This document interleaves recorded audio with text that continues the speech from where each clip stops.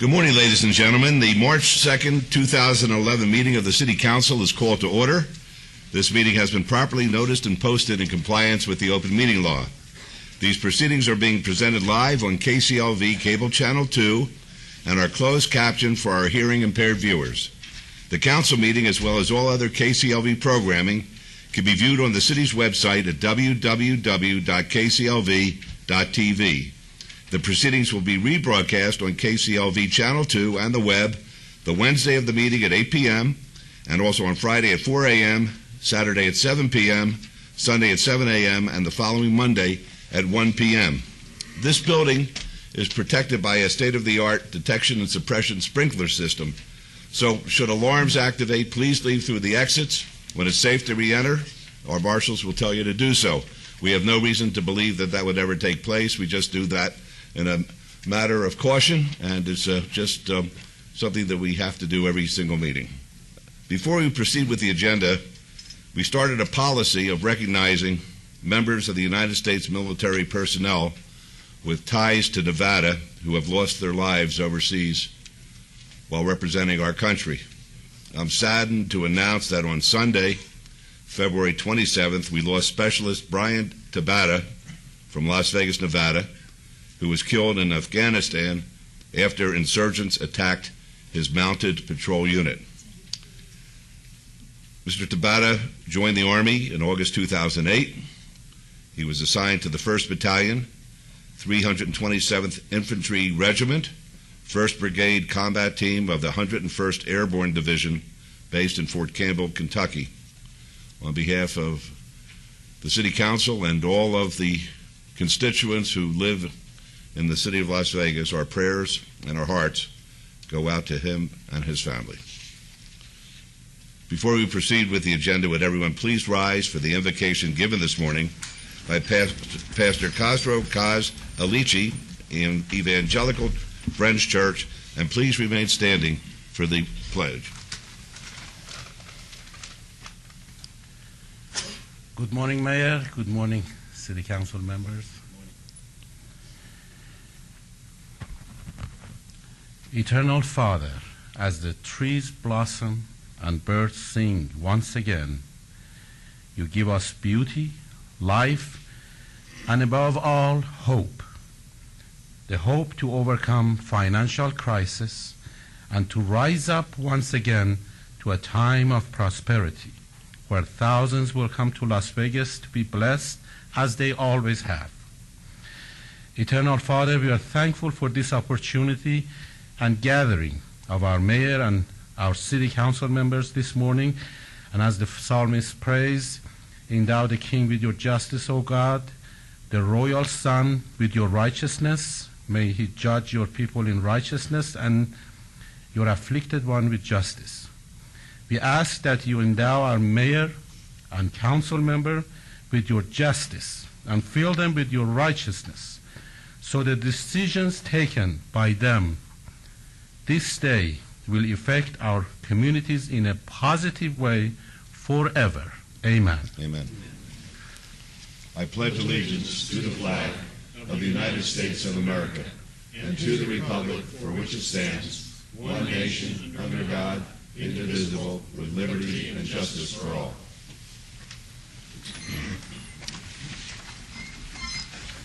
Good, thanks.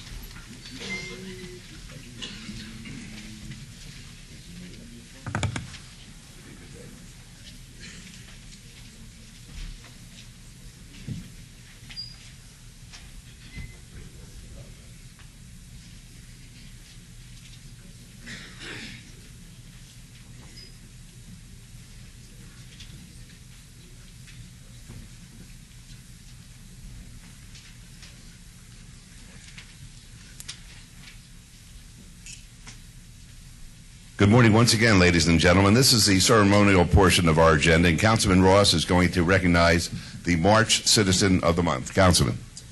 Thank you, Mayor. Every month, every council member has this opportunity to recognize wonderful individuals that go the extra mile in our community, and today's no exception. This month, I have the privilege of recognizing Cliff Wiltsey. Cliff, would you come up here, please? As Cliff walks up here, give him a round of applause. Stand right here. I would like to share a little history about Cliff. Cliff was in the Air Force and flew a B-29 in the Korean War. He served 17 years as a volunteer firefighter for the Nottingham, Illinois Fire Department. And as an engineer, Cliff helped build the Mirage Hotel and continued to work for the Mirage for 20 years until he retired. Cliff is also a Shriner and loves working with children and their families that are in need of medical care. Cliff does a lot to help the residents in Ward 6, and this is for my two colleagues behind me, Councilman Wilson and Councilman Anthony. Every Monday, he volunteers 3 hours teaching indoor golf lessons at Centennial Hills Community Center. All right, I need the golf lessons, all right. Twice a year, Cliff also serves a pancake and sausage breakfast to the Centennial Hills active adult members free of charge. He has a portable propane grill that he tows over to the center, sets it up in the courtyard, and prepares breakfast for about 60 to 80 wonderful people that attend the Centennial Hills Active Adult Center. Cliff is a loyal supporter of the Centennial Hills Active Adult Center and participates in many of the special events, activities, and classes that they offer at the center. Please help me recognize Cliff Wiltsey as the March Citizen of the Month for his dedication to our community, to our active adults and families in the Northwest. And Cliff, I'd like you to say a few great words about what you do. Well, you did a pretty good job there. Good morning, everybody. I didn't want to bring it up about Councilman Wilson and Reese here, but the minute word went out in the golf community that I was going to be recognized, I emailed it right up and said, please remind these two fellas that a 9-iron is not a trenching tool. Okay? I've seen you go. Councilman, I appreciate the recognition, and that's all I've got to say. Thank you very much. Give Cliff a round of applause. Just for the record, though, I'm a busy man. I don't have time to play golf. Thank you very much for all you do. Keep up the good work. Thank you.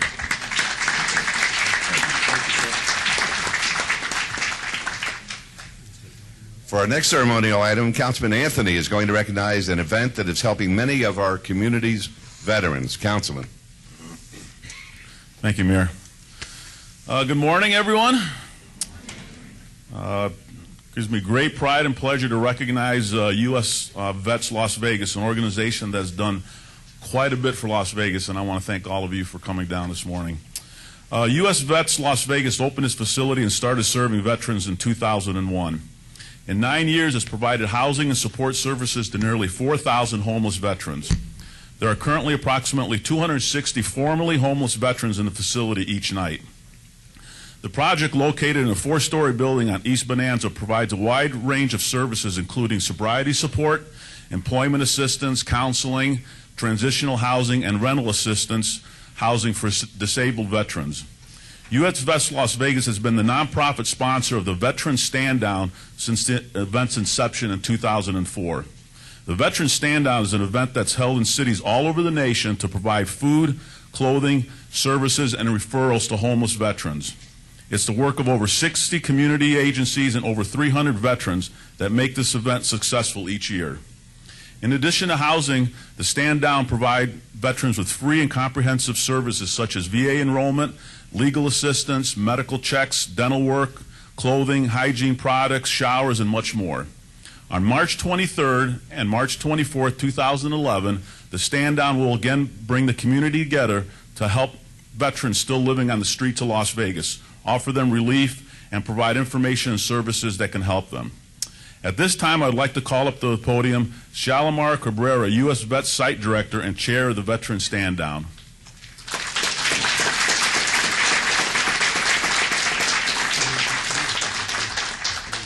Would you like to say a couple words? Can I? I will try and keep it brief, but first of all, Honorable Mayor and City Council, thank you for the opportunity to be here today. You know, this year actually marks the 10-year anniversary of U.S. Vets Las Vegas providing services to our veterans, and it's an honor to receive a recognition for something that we just feel is the right thing to do, to be helping these veterans whose battlefield has changed to the streets of our city as they're trying to find independence. But I also can't receive this recognition without acknowledging that the Stand Down is made possible through the efforts of many agencies and many individuals who I have to I have to recognize. And, okay, thank you. First of all, Nellis Air Force Base has been a wonderful support to U.S. Vets and the Stand Down since the very beginning. They provide over 300 volunteers at the event, as well as supplies and equipment, including their deployable showers and tents, which they use in the Middle East and are now using here at home to provide those services to veterans. Of course, we have the support of the VA that comes together with us to help veterans access the VA services. We also have the support of the congressional delegation, which helps the veterans order their military records, and the support of the courts to allow the veterans to address their legal issues. I couldn't possibly name the over 60 veteran service organizations and social service providers, but I would like to recognize that it takes all of them to come under one roof to provide all of the things that we're able to provide to these veterans to help them abandon life on the streets. And of course, our sponsors. While we have a long list of sponsors, I would like to recognize our top sponsors who are here today, the National Elks Foundation and the North Las Vegas Elks, Humana, Jewish War Veterans Post 65, and Goodwill of Southern Nevada. And I get to highlight Goodwill just briefly because they have taken our partnership to a new level. We feel it's a beautiful marriage between two organizations whose vision is to provide opportunity to those in need. And with their experience in donation, collection and processing and retail experience, we're able to provide for the first year a veteran stand-down store where veterans can shop for free for their clothing and necessities while also getting a wonderful shopping experience thanks to Goodwill.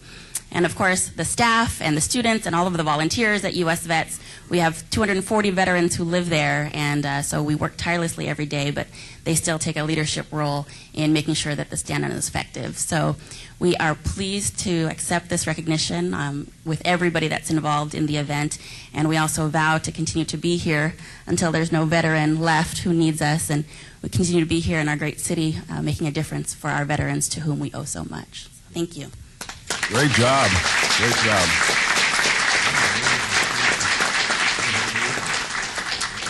Well, with that, on behalf of the mayor and entire city council, I'd like to proclaim March 2nd, 2011, U.S. Vets Las Vegas Day. And here's a proclamation for you.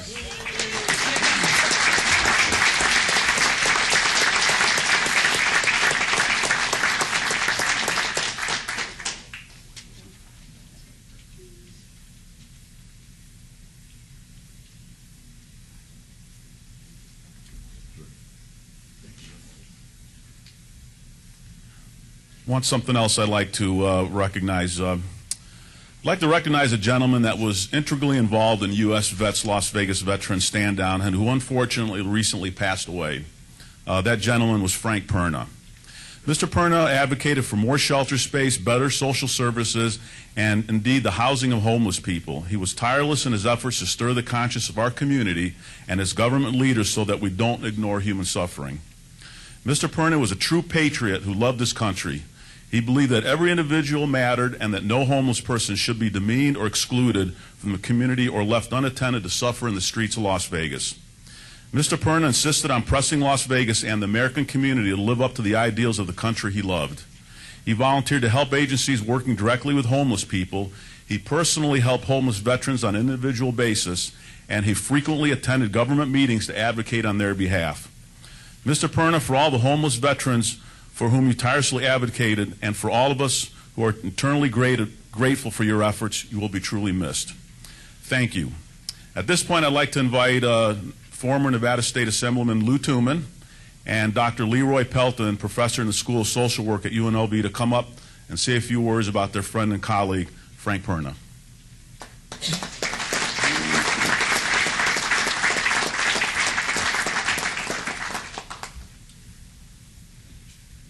This may be very dangerous, putting a mic in my hands. Good morning, Mayor Goodman, council members. Frank Perna and I met about 10, 12 years ago in one of the sweeps on Foremaster and became very good friends, working towards relieving some of the stress and problems on homeless in general and homeless veterans in particular. I'd like to thank again the council for honoring Frank. He certainly was a true patriot, and his family, wife Angela and daughter Mary will certainly appreciate it. Thank you very, very much.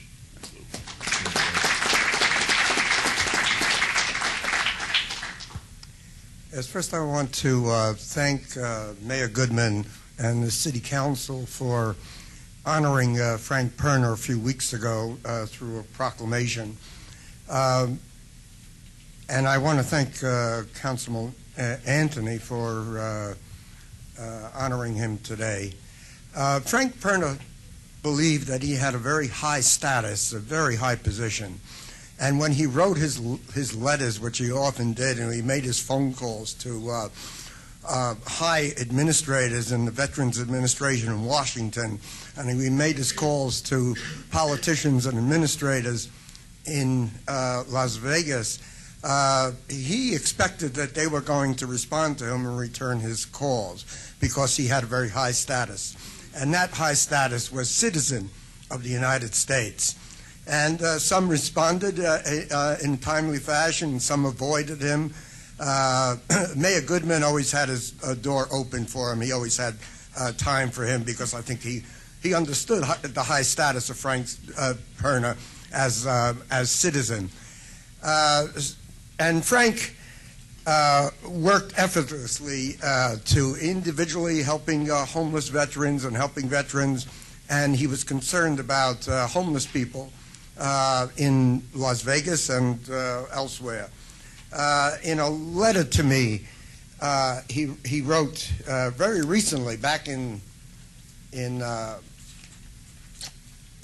December, and he always wrote these letters in longhand. He felt that our obligations to veterans have still not been fully met. And as a matter of fact, on a monument that Frank helped to erect at Veterans Circle in Woodland Cemetery, he had the following words inscribed: "To those homeless veterans who have been forgotten and buried without recognition or honor."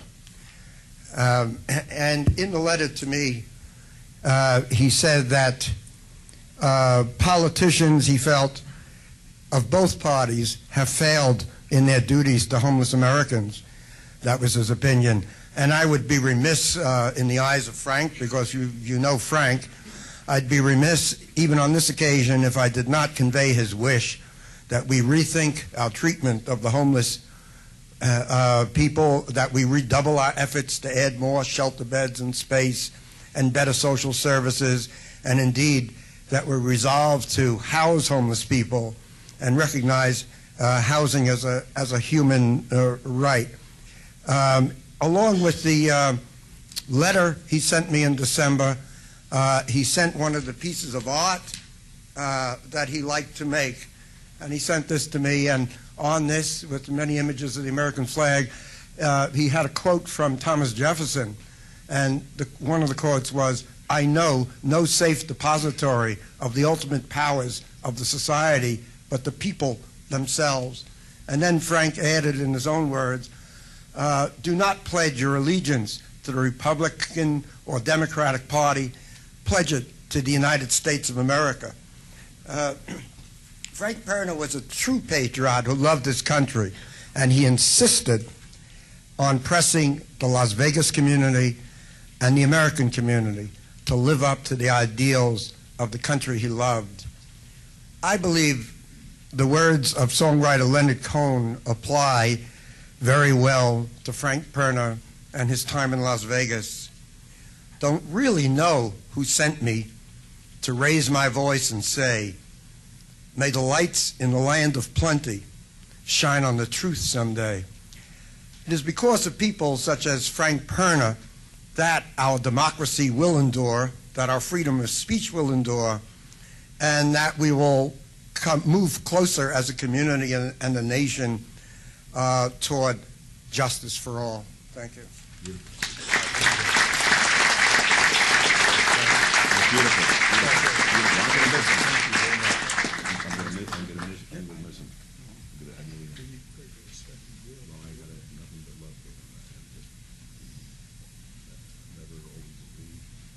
But yet he respected him because I think we liked his sincerity. Thank you. Thank you very much. I'm going to miss Frank. He was everywhere. He was in our face at all the meetings. I don't think I've been to a meeting where he wasn't there telling us how he felt about the vets and how he felt that we weren't doing enough. And he was always respectful, and he was firm in his resolve. And I wish we had the magic wand that he would have desired, so there wouldn't be, as you say, one single vet who was homeless. Okay, for our next item, Councilman Barlow is going to recognize some students who are being honored for their extraordinary writing skills. Councilman. Thank you, Mayor and Council. Good morning, everyone. I have the opportunity and the delight, pleasure of recognizing some beautiful students from Ward 5. But first and foremost, I would like to acknowledge my dear friend, Mr. C.J. Watson, who is the Chicago Bulls player, who was not only born and raised in Las Vegas, but he is a product of the Clark County school system as well as Ward 5 resident. And he grew up playing on the basketball court at Doolittle Community Center. CJ and his family at an early age realized that, you know, it's really about giving back. And one of the beautiful things I like about C.J. Watson is the fact that he truly gives back to this community in such a great way, and specifically reaching out to our young people. And for that, in 2009, C.J. and his family established the Quiet Storm Foundation, which is a public nonprofit corporation here in Las Vegas. The foundation's mission is to provide positive educational and recreational opportunities to youth, particularly those who are disadvantaged. Central to that mission are 4 educational objectives their foundation stand on. 1 is to encourage and motivate children to read. 2, to help children develop the foundational skills they need to become good readers. 3, to distribute books to children and encourage them to start home libraries. And 4, to provide reading instruction to parents in family literacy programs. In the past 3 years, CJ and Quiet Storm have sponsored an essay contest for Ward 5 elementary schools. And this year, they've teamed up with 3 elementary schools, Wendell P. Williams, under the leadership of Principal Miss Brenda McKinney, and I understand that Miss Debbie Hayes, the assistant principal, is here to represent Wendell P. Williams. And also we have from West Preparatory Academy, under the leadership of their principal, Dr. Barton, and I understand that their the Student Success Community Director, Mr. Darren McCoy, is here to represent the West Prep Institute. And from Kermit R. Booker, Dr. Beverly Mathis is here. So if you instructors will please come forward and please stand with me here at the podium, I would greatly appreciate that. The Ms. Hayes, Dr. Barton, I'm sorry, Mr. McCoy. I'm gonna bring them up. You can bring the students. Bring the students. Bring the students. Bring the students. If anyone knows anything about Dr. Mathis, she does things her way. Although I got the microphone, she does things her way.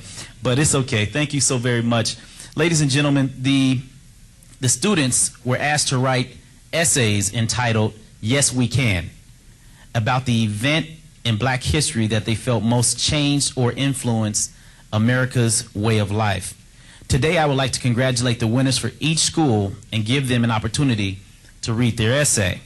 So at this time, I would like to ask from Wendell P. Williams Elementary School, Akimis Williams, to come forward. How are you? All right, I want you to stand right here, and I want you to read your essay, okay? Okay, I'm going to hold the microphone. Go ahead. On August 28, 1967, Dr. Martin Luther King Jr. made a speech that changed and influenced the way Americans live now. Because of his speech, all people now live equally. Black and white kids can go to school together. Now black people no longer have to sit in the back of buses. Society in general is free to sit wherever and speak however they want due to Dr. King's heroic stand on human rights. His speech helped millions of people be free from the oppression of white people. Now black people aren't judged by the color of their skin but by the content of their character.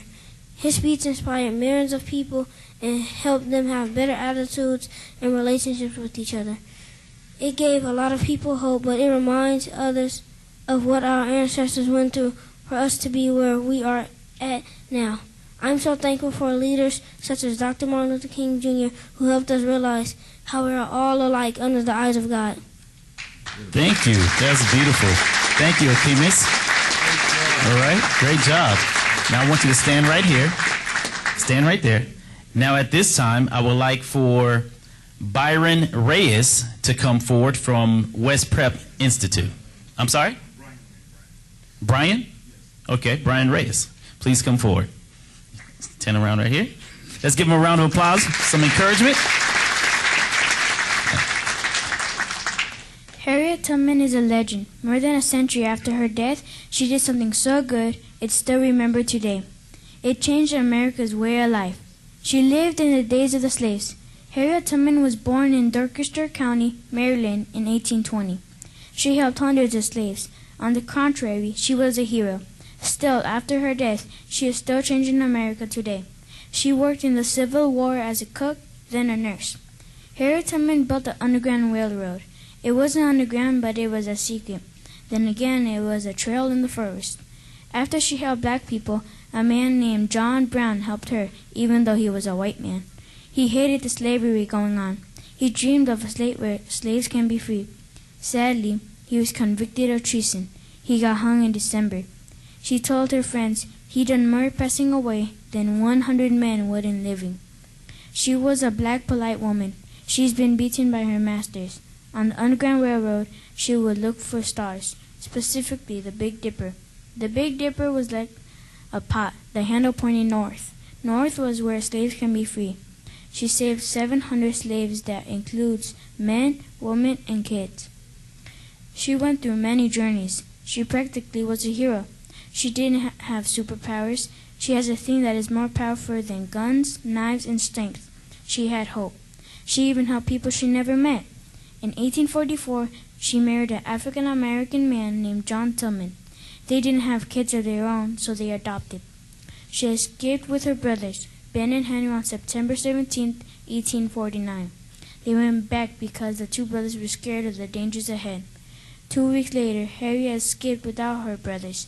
When she made it to Philadelphia, she quickly went back to rescue the rest of her family. Tragically, Harriet Tubman died of pneumonia in 1913. For this purpose, she had a vision.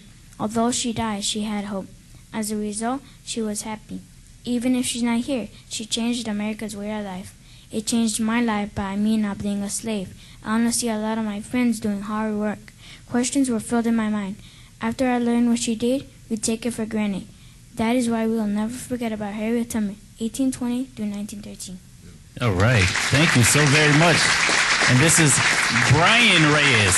Thank you, Brian.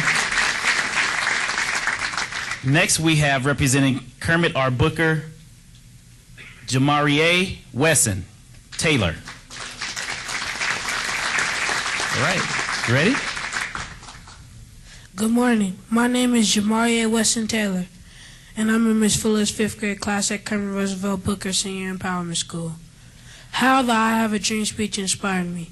The I Have a Dream speech took place in Washington, D.C. on August 28, 1963, in front of thousands of people who wanted to hear the profound words of their great and extremely courageous leader, the Reverend Dr. Martin Luther King Jr. His presence and leadership had already encouraged, inspired, and motivated black people to protest for their equal rights in a completely nonviolent manner. In the beginning, Dr. King started off by saying, "I am happy to join you all today in what will go down in history as the greatest demonstration for freedom in our nation." He was absolutely right. It is 2011, and I'm 11 years old, and even I know, and my classmates know, how important this speech was and still is. After I watched the speech in class and read it again with my grandparents, they told me how proud they felt in that day and that they will never forget it. They also told me that I must take my education seriously and do the best I can in school for my sake, for them, and for the memory of Dr. King. Dr. King, my granddad said, "Don't let his hard work and sacrifice go to waste, Jamarie. Do your best in everything." I could see the emotions in his eyes, and it made me feel that I must do well in school and go on to college and grow up so I can grow up and be a person like Martin Luther King or President Barack Obama or our own Commissioner Lawrence Weekly or even like my Boy Scout leader of Troop 158, Mr. Rao. When I watch the historical protest videos and see the police brutality against black people in the 1950s and 60s, seeing the dogs biting innocent people and the police spraying them with harsh cold water, I wonder how Dr. King was able to keep his cool. When I watch it, I get so angry, but my teacher tells me to calm down, to learn the lesson, and for me to grow up and make a difference like Dr. King. Near the end of Dr. King's speech, when he said, "When we let freedom ring from every village to every hamlet, from every state to every city, we will be able to speed up that day when all of God's children, black men and white men, Jews and Gentiles, Protestants and Catholics, will be able to join hands and sing in the words of the old Negro spiritual. Free at last, free at last. Thank God Almighty, we are free at last." Those words made me clap. I was really inspired. I will not grow up and be a racist against black people and be a racist against white people because of the things that was done to black people in the past. I know that it wasn't because they were white, but because some were just evil and ignorant. Dr. King inspires all people, black and white, to get along and make this world a better place, and I want to be one of those people. Thank you, man. That was very inspiring. Thank you so very much. And ladies and gentlemen, at this time I would like to bring forward Kiara C. Stevenson from Kermit R. Booker. Good morning. My name is Kiara Stevenson, representing Kermit Roosevelt Booker Senior Elementary School, and I am in Ms. Diver's 5th grade class. An event in Black history that you believe most changed or influenced America's way of life. An event in Black history that I believe most changed or influenced America's way of life was the blood banks created by Dr. Charles Richard Drew. Dr. Drew became the first black surgeon on the American Board of Surgery. He changed America's way of life by creating the first blood bank. Along with the blood banks, he also created a central location for blood collection processes where donors can give blood. The blood from the donors went into the blood banks. He became the director of the American Red Cross in 1941. The blood bank saved a lot of people's lives all over the world. I was diagnosed with type 1 diabetes when I was 2 years old. I have had diabetes for 8 years.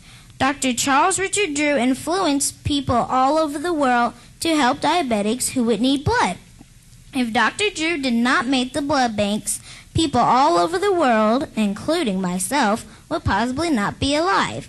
In the late 1940s, Dr. Drew helped set up an early program for blood storage and preservation. The blood that was stored is used for blood banks. The blood banks helped British soldiers and civilians by giving the U.S. donors blood to Great Britain. Blood banks saved my uncle's life. He possibly would not be alive if it weren't for the blood banks. He had blood disorders and he needed a blood transfusion, which comes from the blood banks. He said, "I would have died when I was a kid if it weren't for the blood banks." The blood banks allowed medics to save thousands of lives of the Allied forces. The blood banks helped the Blood for Britain program operate successfully for 5 months.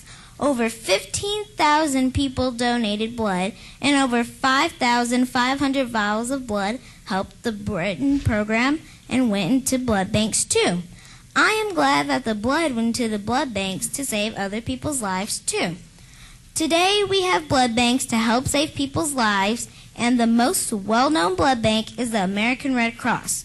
Even though Dr. Drew is no longer with us, his invention is keeping people alive every day, and that's why billions of people are alive today. Thank you. All right. Let's give it up to our young people. Congratulations to you. And congratulations to Chicago Bulls C.J. Watson for he and his foundation, Quiet Storm Foundation, for continuing to give back not only to the Las Vegas community but investing in the future of our young people. So let's give it up for Chicago Bulls C.J. Watson.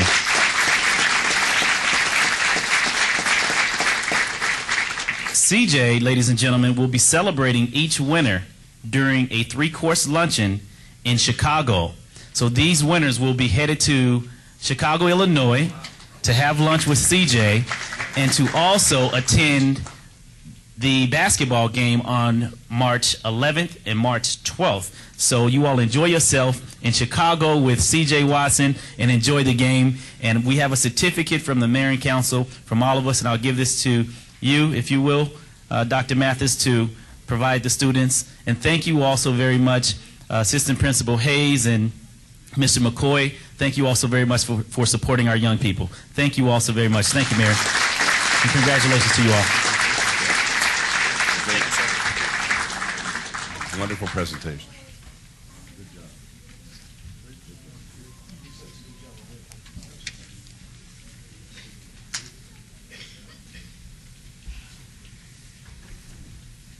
Our final 2 items will be presented by Councilwoman Tarkanian, who will recognize a program that's bringing hope to the community, as well as a group of women who have helped many, many, many charities. Councilwoman. Thank you. It's going to be hard to follow those essays and as well as they were presented. And to show you how close Las Vegas is, the coach of C.J. Watson at this time is a very close friend of our family. So you know we have all these connections that unite us here in Las Vegas, I think in a way that no other city has. Today, the City Council is very honored to give our honor to the Rape Crisis Center. And I'm going to ask some of the members of that center if they would come up here, please. Hannah Brock, Patricia Thacker, Louise Torres, and Natalie. Yes. I was going to say, and their intern, Natalie. Since 1974, the Rape Crisis Center in Las Vegas has been the only nonprofit organization providing crisis intervention and advocacy to victims of sexual assault in Clark County. RCC began as the combined effort of 2 women, Florence McClure and Sandra Petta. They lived in Las Vegas and they were outraged by the lack of resources and the lack of respect for those affected by sexual assault. Not purposefully, but many of us, few of us, are aware of the physical and the emotional trauma on victims of sexual abuse. And this group helps us to become aware, and they help us throughout the whole community. Mrs. McClure ran the group out of her home with the goal of helping victims heal from the trauma of sexual violence. And today, the group's goal remains the same.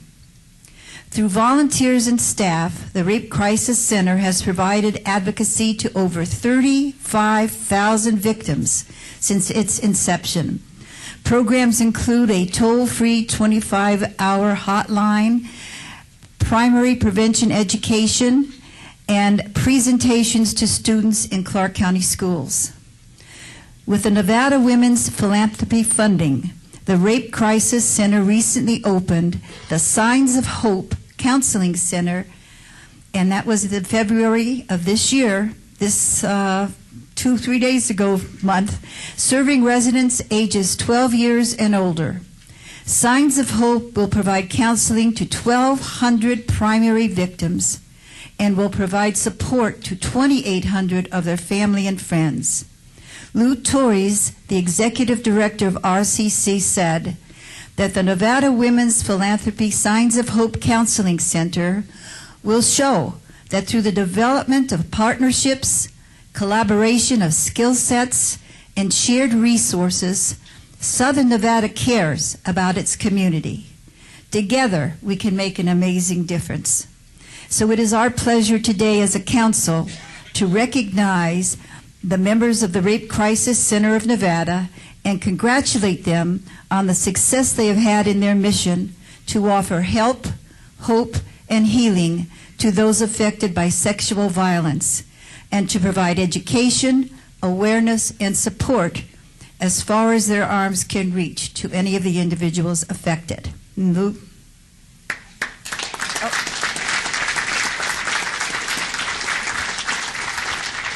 Thank you. Thank you to the mayor and the council. And I'm Pat Thacker. I have the honor of being the president of the board of the Rape Crisis Center and a Ward 1 resident. Yes. And we just very much appreciate the recognition by the council this morning for the services that this agency, which is now in its 37th year, of providing advocacy, assistance, and now counseling to victims of sexual violence in Clark County. And I want to particularly recognize the help of Dr. Larry Ashley of UNLV. Our counseling center, and you'll hear more about it in a moment, is a collaborative effort with Nevada Women's Philanthropy, the Rape Crisis Center, and UNLV. And it's a real plus. Nevada has lacked a service like this in the entire state, so we finally have this. So thank you again.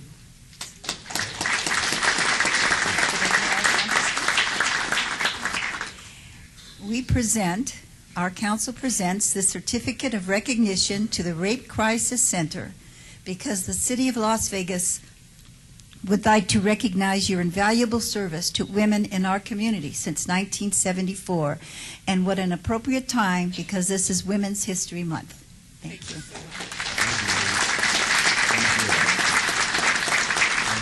I want to thank all of you. And could I keep Natalie here just a couple of seconds?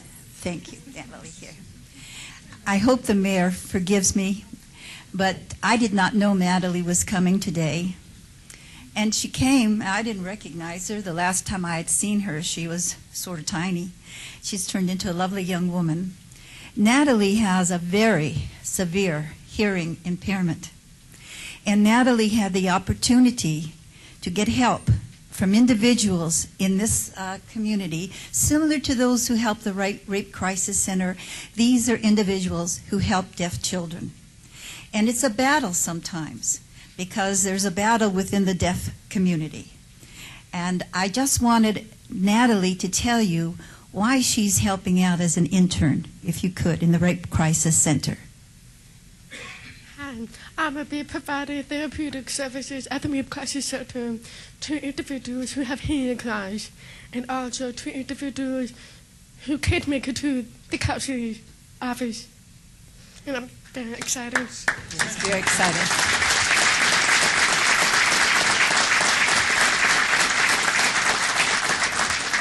What was the diagnosis of your hearing loss, Natalie? I'm sorry. What was the diagnosis? Was it that you were deaf? She was born bilateral, profoundly deaf. This young woman now today spoke to you, and you understood most of what she said. She integrates within the community. She goes to the restaurant and orders the way we all do. She sits in classes, maybe a little special help, but she does it integrating within the regular community with so many deaf individuals want to do. And I wanted her here today to show you, remember that movie, Play It Forward?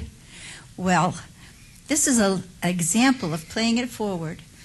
Pam Hansen and Kathy Caudle and myself worked in helping children with profound deafness at a time when there was nobody in Las Vegas helping children develop oral speech and communication. And she is one of the results of a program we had at the community college. She came today, and I'm almost filled with tears, because what is she doing now? We helped her, she's helping others. A perfect example of playing it forward.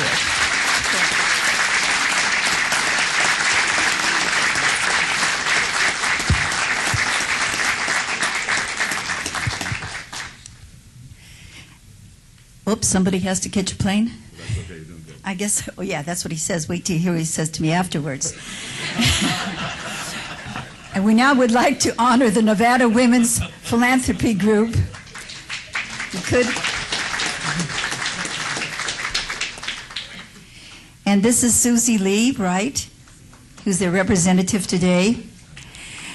This group was founded in November of 2005 by some people I know very well. And you know, they just do their own work. They don't get a lot, you know, they don't try and put themselves out in front to get a lot of attention. I didn't even know, and here I am always asking somebody to help do something.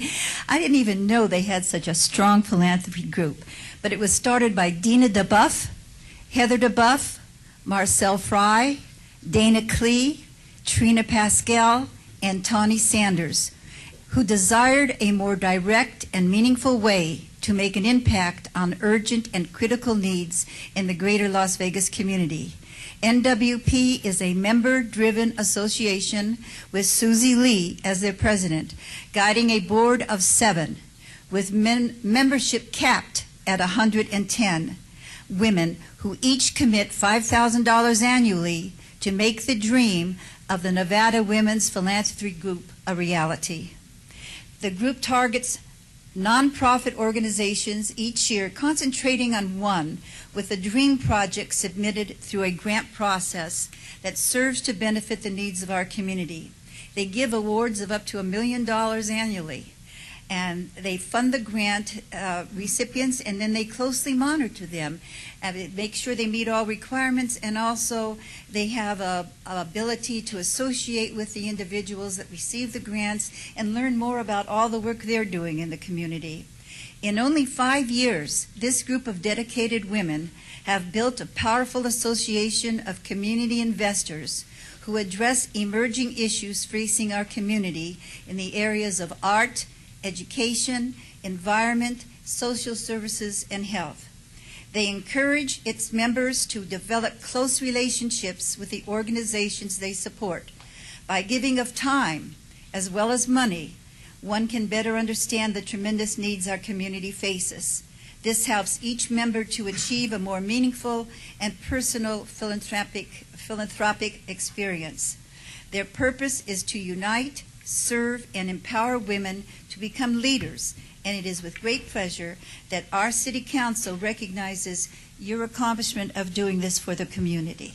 Thank you.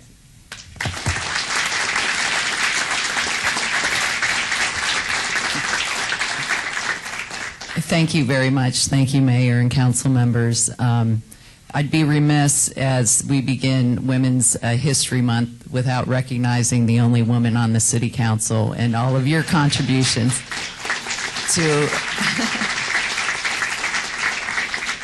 our community, to education in our community, and you do serve and have served as a role model for women in this community. So I thank you for your service that you've provided. I am looking into the crowd, and I just want to say I represent one of 80 women who have each committed to come together and form a philanthropic group, because alone it's $5,000, but together it's close to $400,000 a year that we're able to contribute to the community. And it's about community. And I look and I see Barbara Buckley from Legal Aid of Southern Nevada. They were our winner last year with their Children's Attorney Project. We have our student from Wendell Williams, and Wendell Williams is part of the Empowerment Program, and they were our winner 2 years ago, and of course the Rape Crisis Center. So it's a great day for us to see in this community that our money is continuing to pay back. So thank you.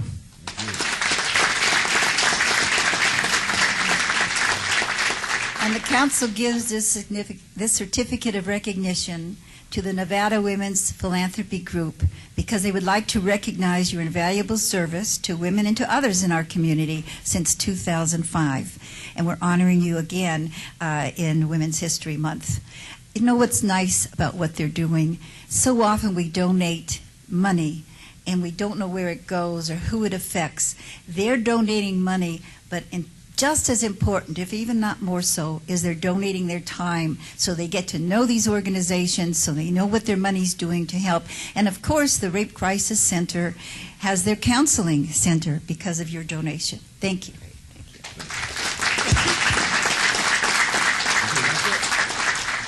That's it. We'll start the regular meeting.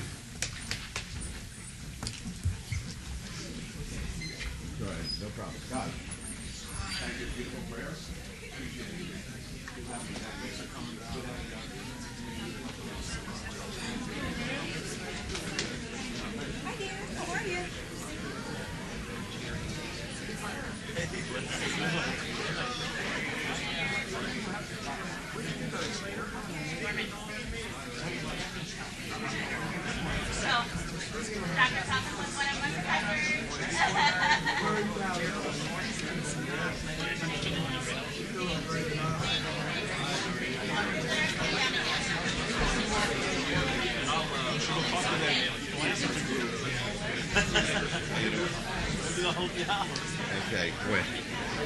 Do you need copies of my presentation? Yeah.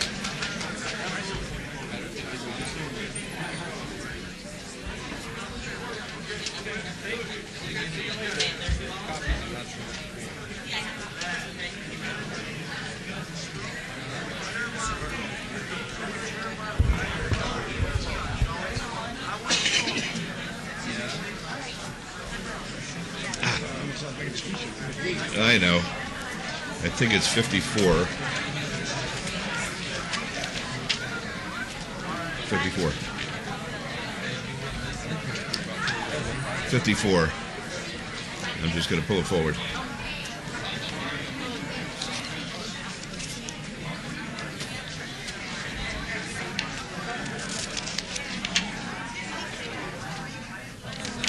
Where's 54? Huh. What did she do here? Oh, she put it here. Councilman Reese, Here it is. could we have some background on item number 45? Just some explanation on it. Yes. I'm going to leave at 11:30 for another engagement. I'll be back by 1. Very good. You'll be excused, certainly. Oh, I was through it. Well, I don't know. Right, we're gone. All right, folks. Ms. Fretwell, I'm going to call item 54. We need to have a call quorum.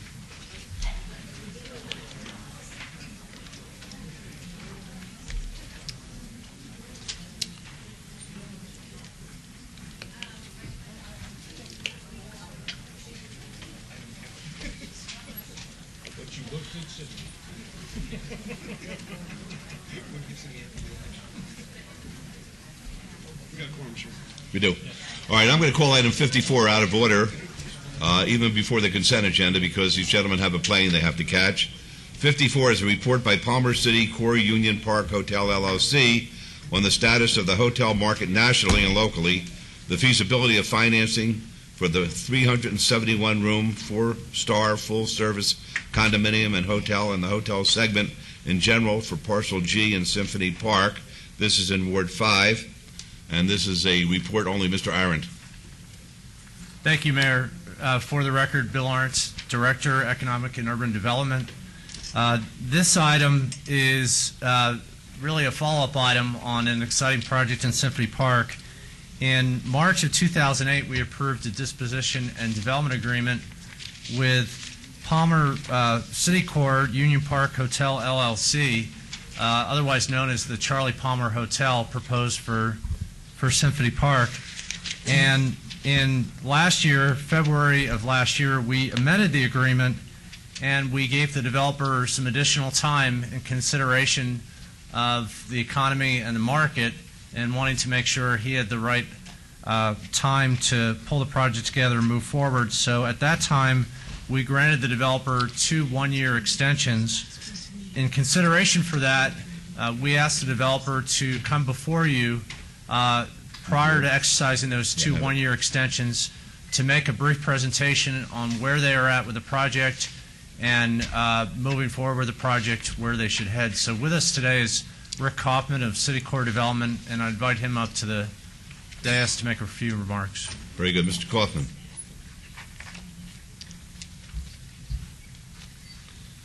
Mr. Mayor, councilmen and women, lady. My name is Rick Kaufman. Thank you for inviting me here today and taking the time to listen to my brief remarks. I am the president of City Core Development, which, as Mr. Arndt mentioned, is the managing member of City Core Hospitality, which is the managing member of Palmer City Core Union Park Hotel, LLC.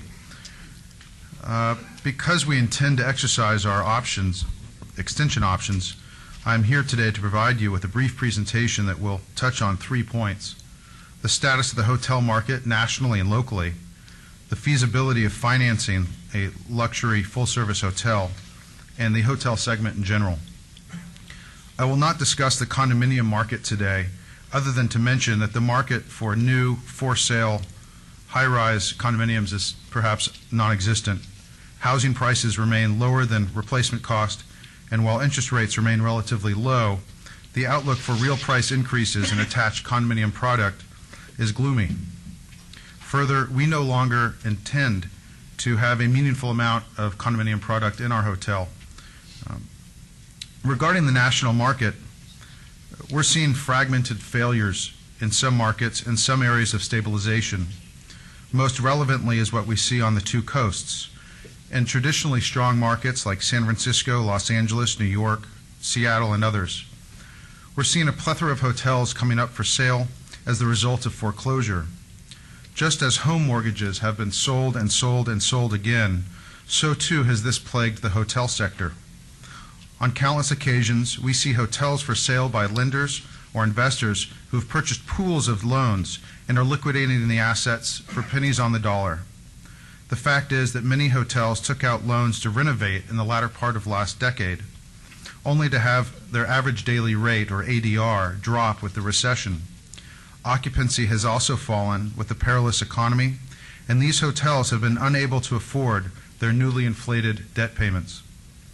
Lenders have little or no interest in owning these hotels and are selling them to the highest bidder. This phenomenon is affecting small and large hotels and occurring in most service categories from 2 through 5 star. The local market is well known to you all, but for those less familiar, in comparing the 2009 to 2010 Las Vegas market, visitor volume increased 2.7%, with the largest gains made in the budget and mid-market levels of travel. The inventory of rooms here was flat. Although new inventory was added mainly in the chain-affiliated budget and mid-market properties, significant inventory was lost on the lower-end transient market level. One new luxury hotel was added at the end of 2010. Citywide occupancy dropped 1.1% and was complemented by a 2% increase in ADR, which grew just 98 cents in 2010. This, however, represents a 29% decrease from 2007, when ADR was $132 a night. Today, that number is just under $94 a night. All segments struggled to maintain ADR, with the luxury segment placing additional marketing dollars behind both occupancy and ADR. ADR data is also somewhat skewed slightly because of the phenomenon of supported resort fees. In Las Vegas, there was a 14% decrease in conventions and meetings held. It's a drop of over 1,300 conventions in 2010. For our market segment, the 14% decrease is a major concern and is a key indicator that the luxury travel segment has not recovered yet. In the luxury market, occupancy was somewhat flat, but we believe that occupancy has probably bottomed out in the Las Vegas market. Today's figures represent a 5 to 10 basis point decrease from their peaks of 2007. Room rates have also remained somewhat flat between 2009 and 2010, and in the luxury market they are down 35 to 50% from 2007 levels. RevPAR, the product of ADR times occupancy in the luxury market, decreased and shows a lack of discretionary spending by our visitors. Regarding financing, we are beginning to see banks start to lend money again. Both small regional banks and large national banks are lending money, though primarily only on the best properties, with much more cautious lending guidelines. Banks are, unfortunately, doing the opposite of what we wish they would do. They are lending less when prices are low and more when prices are high. From our observations, banks are not lending today for the construction of new luxury hotels in Las Vegas. This probably will remain the case until 3 factors change. The global economic recovery strengthens, unemployment drops to an appropriate level, and replacement costs must be less than fair market value.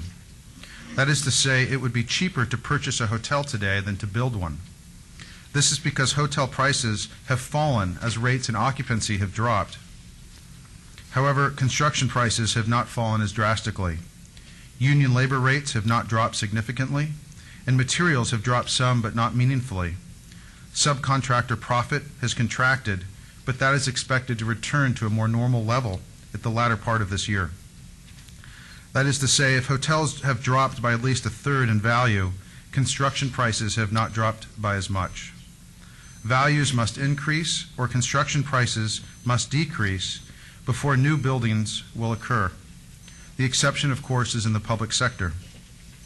In summary, our outlook for 2011 in the Las Vegas luxury market is that the convention and meeting market will be stronger but not robust, that occupancy levels will grow primarily and room rates will follow slowly, and if the overall economic recovery improves, the FIT, or the fully independent traveler, and RevPAR will increase at a higher rate. Regarding our property on Site G at Symphony Park, people ask us, when are you going to start? And my answer remains the same. Nobody wants to start sooner than we do, but the hotel and economic situation needs to improve before that can happen. I thank you for your time today and all of the wonderful things that have happened at Symphony Park in the city of Las Vegas. Thank you very much. Well, thank you for joining us. Do you have any bad news? Not that are appropriate for now. Any comments or questions? Mr. Yes, Councilman. I just wanted to thank you. That was a very thorough report. Could you email to us a copy of that? Certainly. I really was interested in some of the statistical information. Sure. I have to compliment Mr. Kevin Diamond on our team who helped prepare much of it, and I should mention and give credit to where credit is due. The Las Vegas Convention and Visitors Authority provides much of that, as does the wonderful Securities and Exchange Commission quarterly reports of the various public entities here, but I'd be happy to forward it to you. Thank you. Certainly. Mayor Goodman. Thank you, Councilor Wilson. Just quickly, thank you again for the report. Like Mayor Goodman, I had kind of the same reaction, which is, where's all the bad news? But it is necessary for us to hear these things. I think what we can glean from your presentation is that we are going to recover, but it's going to be slow. Yes. So we thank you on behalf of the City of Las Vegas for maintaining your interest. You can see what's happening in Symphony Park. Wonderful, wonderful things, and it's going to be a magnificent area for Southern Nevada to enjoy. So we appreciate you with your continued interest, and we look forward to one day having you come in here and say, we're breaking ground on such and such a day. I very much look forward to that, and I thank you. Very good. Thank you. Thank you all very much. Thank you very much, Mr. Arndt. Thank you. Travel safely. Okay, item number 10 is approval of the final minutes by reference of the regular City Council meeting of February 2nd, 2011. Yes, Your Honor, no additions or deletions. I make a motion to approve those minutes, please. Thank you. Let's vote on that, please. Post.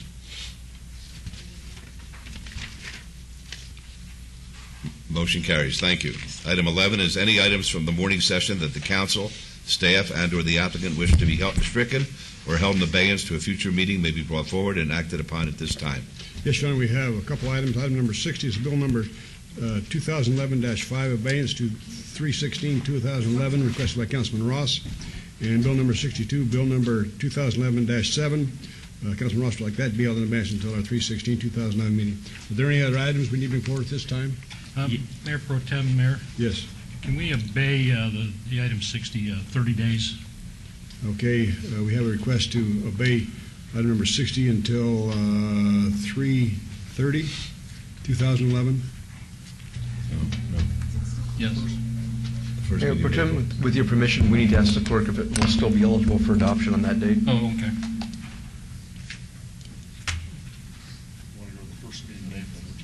Yes. First meeting in April, then.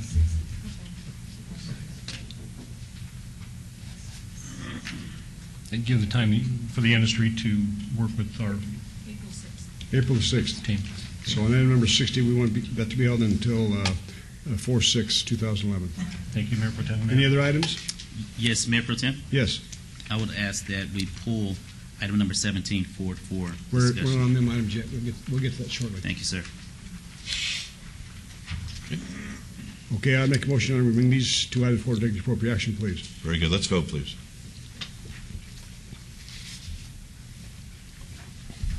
Post, please.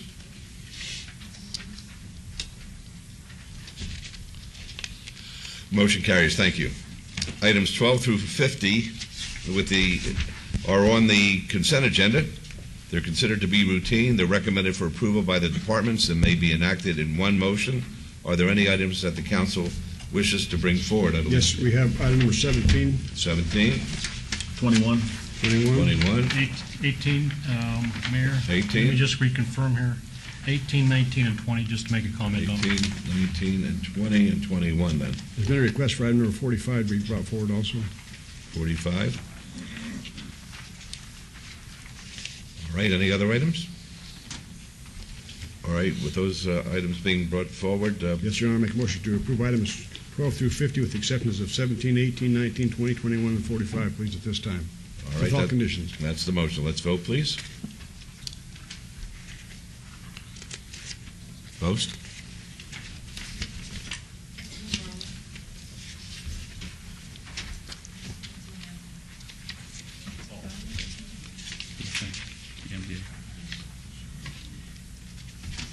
Motion carries. Thank you. Item 17 is approval of award of amendment number 1 to agreement number 100168-LD, Prime Design Services Agreement for F Street reopening located at the intersection of I-15 and F Street.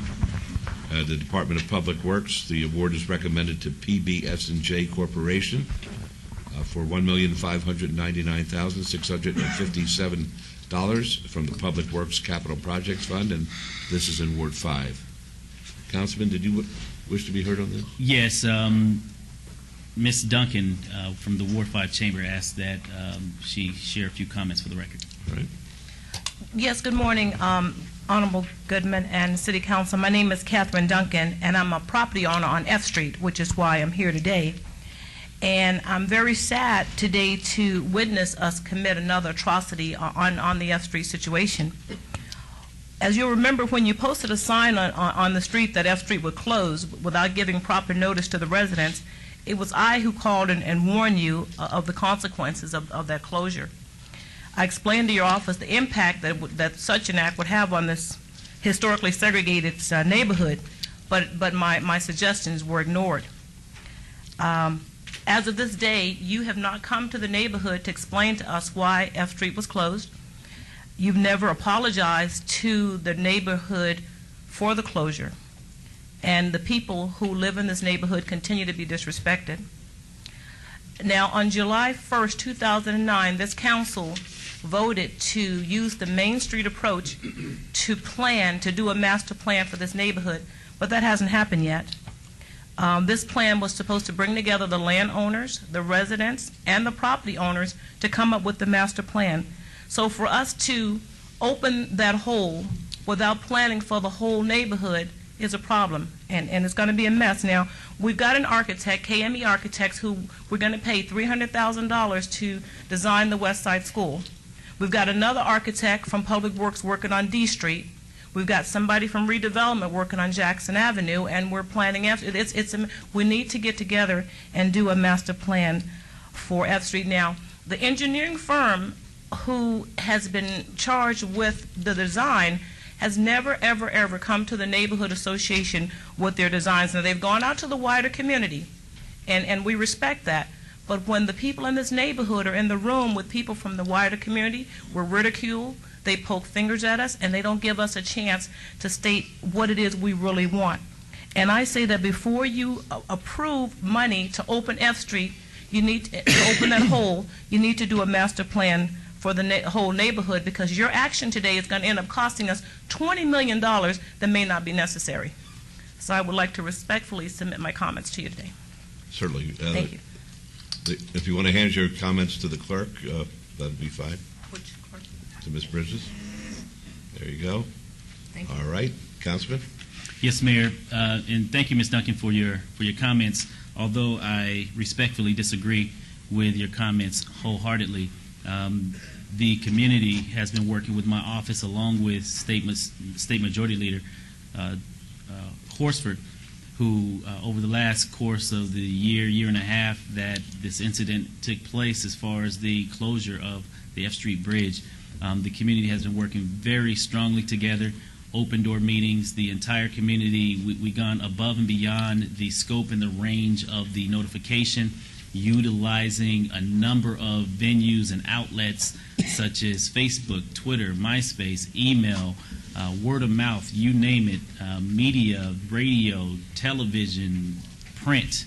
So we have worked very close together, making sure that this is a very transparent process as it relates to the F Street reopening. I am very pleased and honored that the residents in the city of Las Vegas, as well as the Nevada Department of Transportation, PBS&J, KME, all of the stakeholders in the community have sat at the same table for hours on end to make sure that we move forward to collectively as one body to assure the reopening of the bridge. It's going to be a very beautiful bridge, I might say, and also it is a part of the bigger scheme of the overall master plan of the community. That's why there is work being done on D Street, Jackson. There's being work done on the historical West Side School, which is the oldest elementary school in the state of Nevada.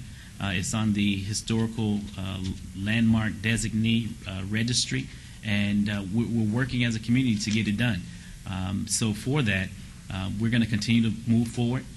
Our door is open. Anyone is welcome to sit at the table. I can share with you we are not going to go into a closed door with one specific neighborhood group so that they can feel as though they have us in a room without anyone else being invited. That's not going to happen because that's how we got in this position in the first place. We're going to keep the process of government open and going forward, and I'm happy to cast a motion today for approval of item number 17 on behalf of all of the residents in the historical West Las Vegas community and the community as a whole for working collectively to move the F Street opening forward. So my motion at this time would be for approval. All right, let's vote on that, please.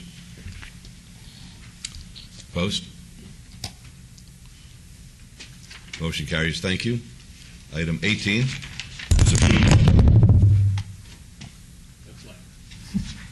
approval of award of bid number 11.1730.01-TF, Las Vegas Creek Lateral Langtree Channel, bordered on the west by Langtree Drive, on the east by Valley View Boulevard, to the north by Washington Avenue, and on the south by Bonanza Road, and the construction conflicts and contingency reserves set by Finance Department of Public Works.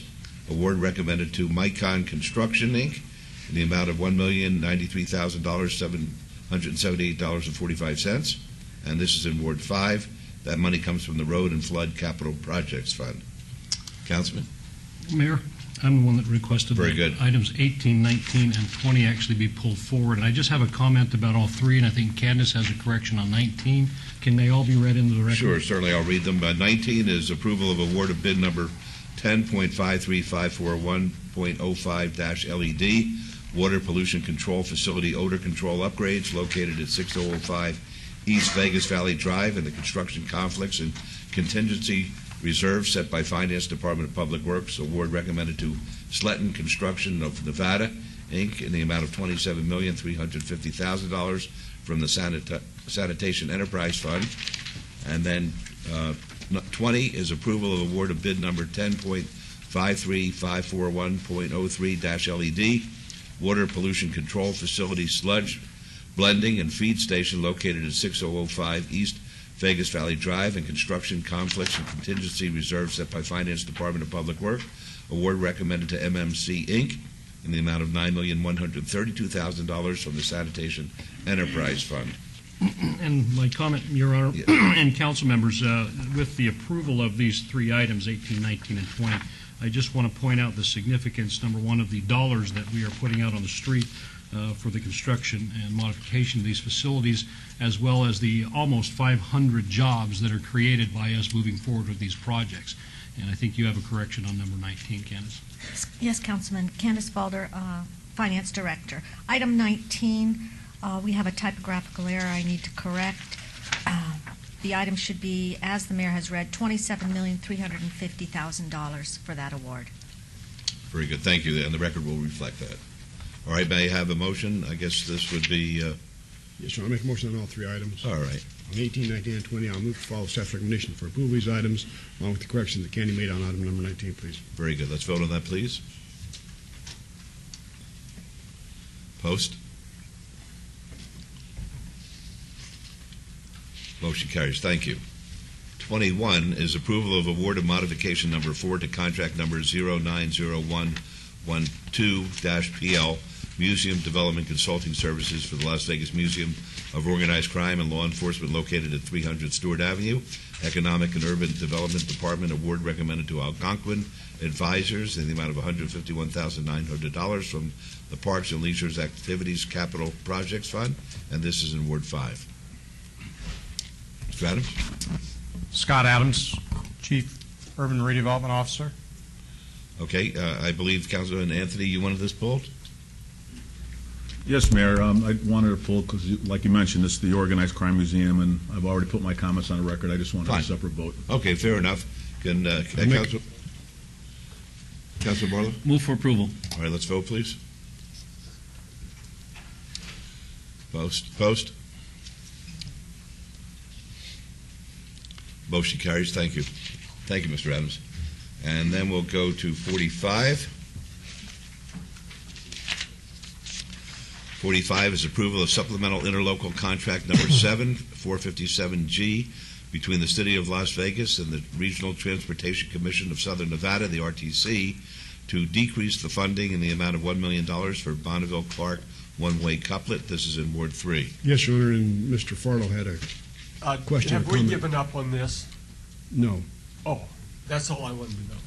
Okay. Did you want me to comment on this, please? Just to answer any questions you may have. Pardon? Just to answer any questions you may have. Yeah.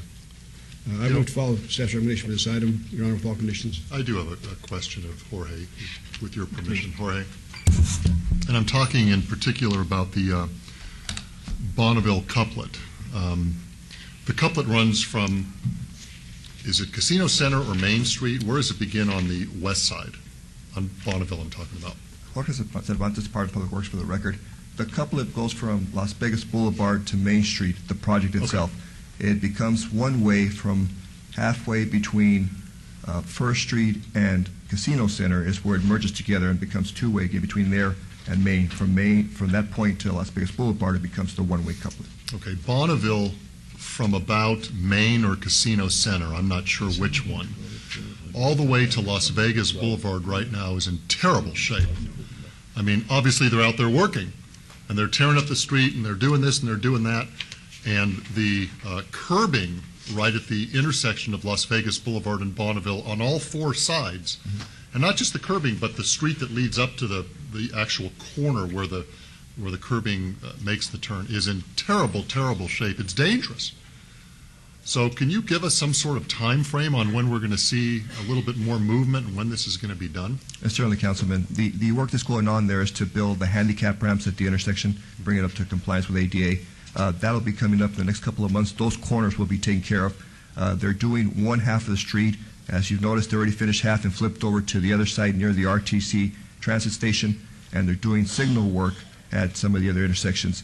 And so that whole segment there, probably the next 3 or 4 months to be completed. Okay, have you seen the work they're doing for the handicap, I'll call them ramps, right on the corner of Las Vegas Boulevard and Bonneville? Are you familiar with the way they look today? I am. They've tore out everything and just put temporary asphalt to create access to it. And so well, I don't even know if there's what you would call access, because that asphalt is loose and gravelly and dangerous. Well, we'll follow up, make sure that they replace it with a more temporary patch that's accessible. Take a look, because we'll it's pretty bad looking out there. And that's Las Vegas Boulevard. We have the one pawn shop that's getting a lot of attention on television, and a lot of tourists are walking in that area. And it's just pretty bad looking right now. So take a look for me, please. Thank you. Councilman, thank you for your comments. I move to follow staff's recommendation for approval of this item, Your Honor. All right, let's vote, please. It's not a public comment. Yeah, okay. Post, please. Motion carries. Thank you. All right, we'll go on to 51. This is a public hearing and possible action to recover the report of expenses to recover costs for abatement of nuisance located at 1400 North Tonopah Drive in the amount of $3,524 and assess a maximum of $32,050 in daily civil penalties. The property owner is 1400 Tonopah North Corporation. This is in Ward 1. It's a public hearing, which I now declare open. Mr. Smith. Good morning, Mayor and Council. Devin Smith, Neighborhood Response Manager. The purpose and background is that the condition of this property was a public hazard and an attractive nuisance. The Department of Building and Safety declared the property in violation and started legal notification. When no corrective action was taken nor an appeal filed, the Department of Building and Safety hired American Demolition to remove all high weeds and grass in the front yard, remove all trash debris, and discard all items in yards, including trees that had fallen on the south side of the property. To date, there have been 7 inspections conducted at this location. The estimated value of the property based on Zillow.com is $171,500. The recommendation is that the City Council approve the report of expenses to include a $1,000 invoice for American Demolition, in addition to other fees assessed, for a total of $3,524, and consider assessing a maximum of $32,050 in daily civil penalties. And I just want to put on the record that it is unclear by our records if this is a foreclosure or not, and we have 2 certified attempts that the owner of the property received and signed for. So we know we made contact with this property owner and they failed to reply or take any action. All right, well, let's find out whether the property owner is here. Anybody representing 1400 Tonopah North Corporation? Well, I guess you're right, Mr. Smith. Are there any questions of Mr. Smith? All right, it's a public hearing. Does anyone like to be heard? Yeah, I know it's a busy day for you, Austin. You got to catch a plane, all that. But this particular item is, it said the property owners is North Corporation. That means it's a corporation, right? It would appear that way. It's more than one person involved. That's what I'm saying. Correct. And so whatever it is, I hope you get it cleared up. But this is not an individual homeowner. This is an entity. So you should be able to move forward and get some kind of money if there's nothing but a lien on it. Thanks. Okay, thank you. Did you gentlemen want to be heard on this point? Yes, we do. All right. Please identify yourself for the record. My name is Roger Gerhauser, and my residency has been the Downtowner Motel since July 29, 2009. There has been sleep deprivation, routine personal disruption. Wait. What item are you speaking to? Loud music. I know, but what item on the agenda are you speaking to? Don't know. It wouldn't be this particular item. This is just on the property at 1400 Tonopah Drive, which is not part of your issue. I would suggest that you're more than welcome to speak if any item touches upon that area, but otherwise we would reserve your time to speak to our citizens' participation, which will probably be very early this afternoon. Thank you. Thank you. All right. Anybody else like to speak? All right, then we'll close the public hearing. Councilwoman Tarkanian.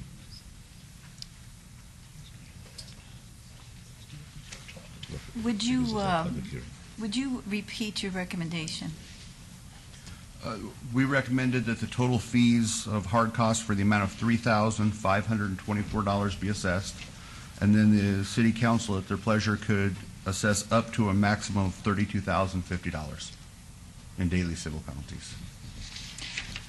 Well, I'll move to cover all of the physical fees and $2,500 of the other penalty. $2,500? Yes. Okay. All right, let's vote on that. That's a motion. Opposed? Motion carries. Thank you. Item 52 is a public hearing and possible action to consider the report of expenses to recover costs for abatement of nuisance located at 2313 Brady Avenue in the amount of $5,405.25 and assess a maximum of $24,550 in daily civil penalties. The property owner is Custom Estates, LLC, and this is in Ward 3.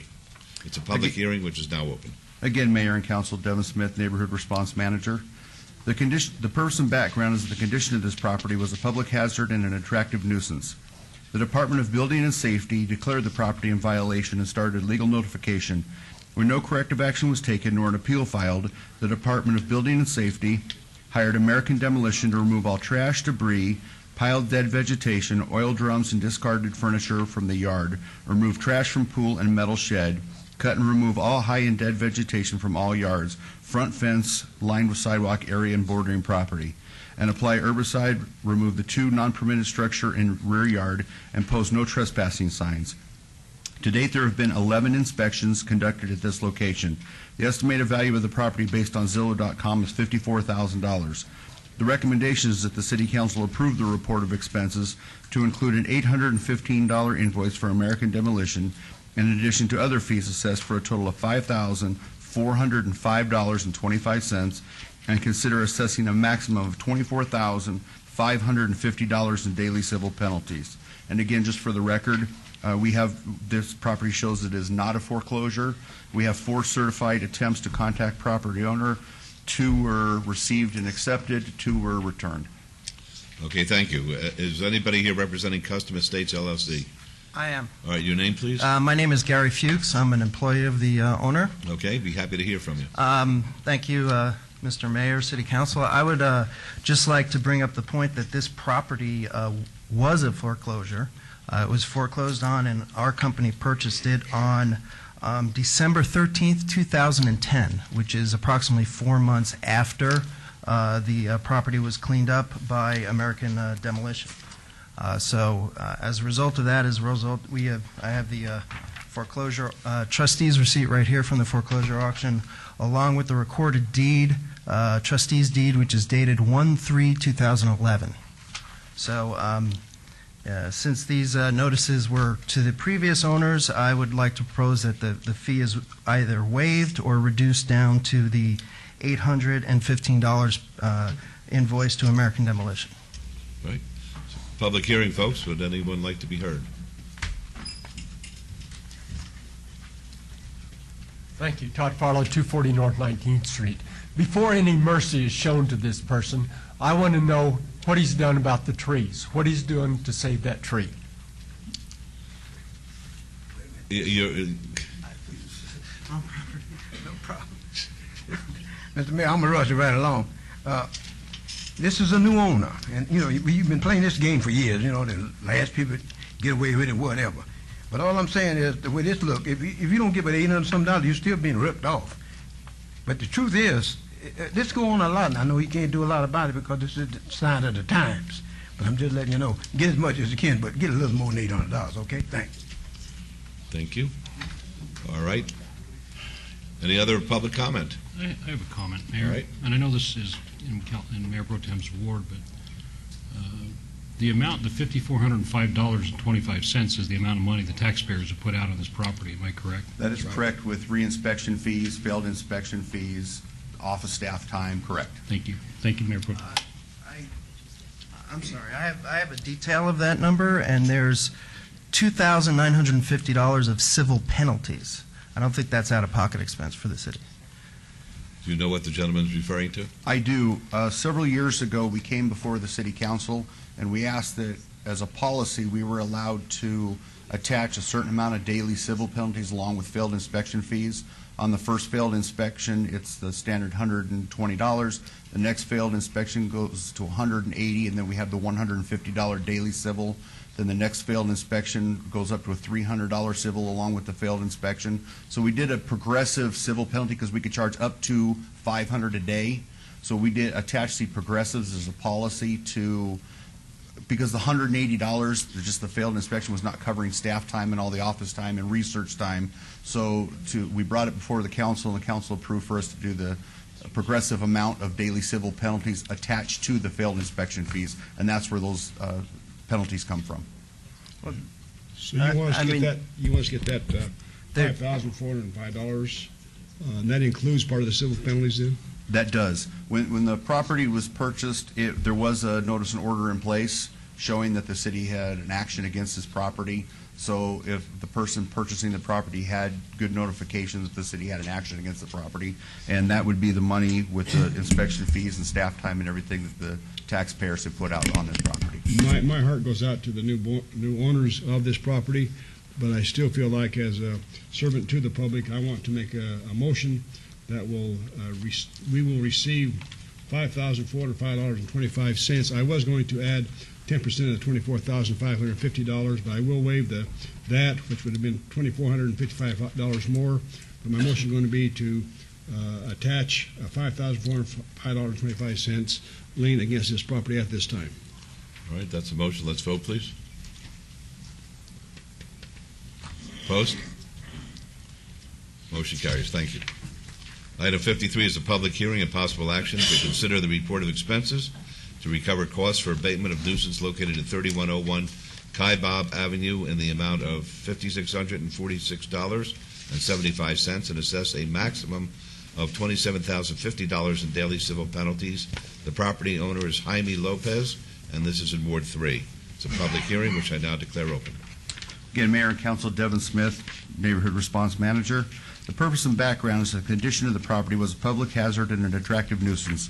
The Department of Building and Safety declared the property in violation and started legal notification. When no corrective action was taken nor an appeal filed, the Department of Building and Safety hired Blast Janitorial Services to remove all trash debris, piled dead vegetation, discard appliances from yards, remove detached deteriorated gazebo-type structure in the rear yard, cut and remove all high and dead vegetation from all yards, property, border, and sidewalk area, and apply herbicide, board up all doors and windows in the main structure, and post no trespassing signs. To date, there have been 11 inspections conducted at this location. The estimated value of the property based on Zillow.com is $48,000.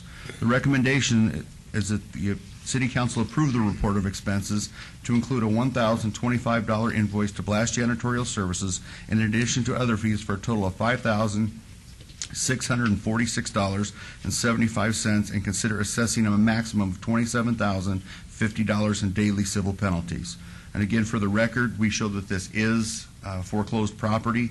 There has been 3 certified attempts to contact the current property owner with no response. All right, thank you. Is Jaime Lopez or a representative of Mr. Lopez here? All right, it's a public hearing if anyone would like to be heard.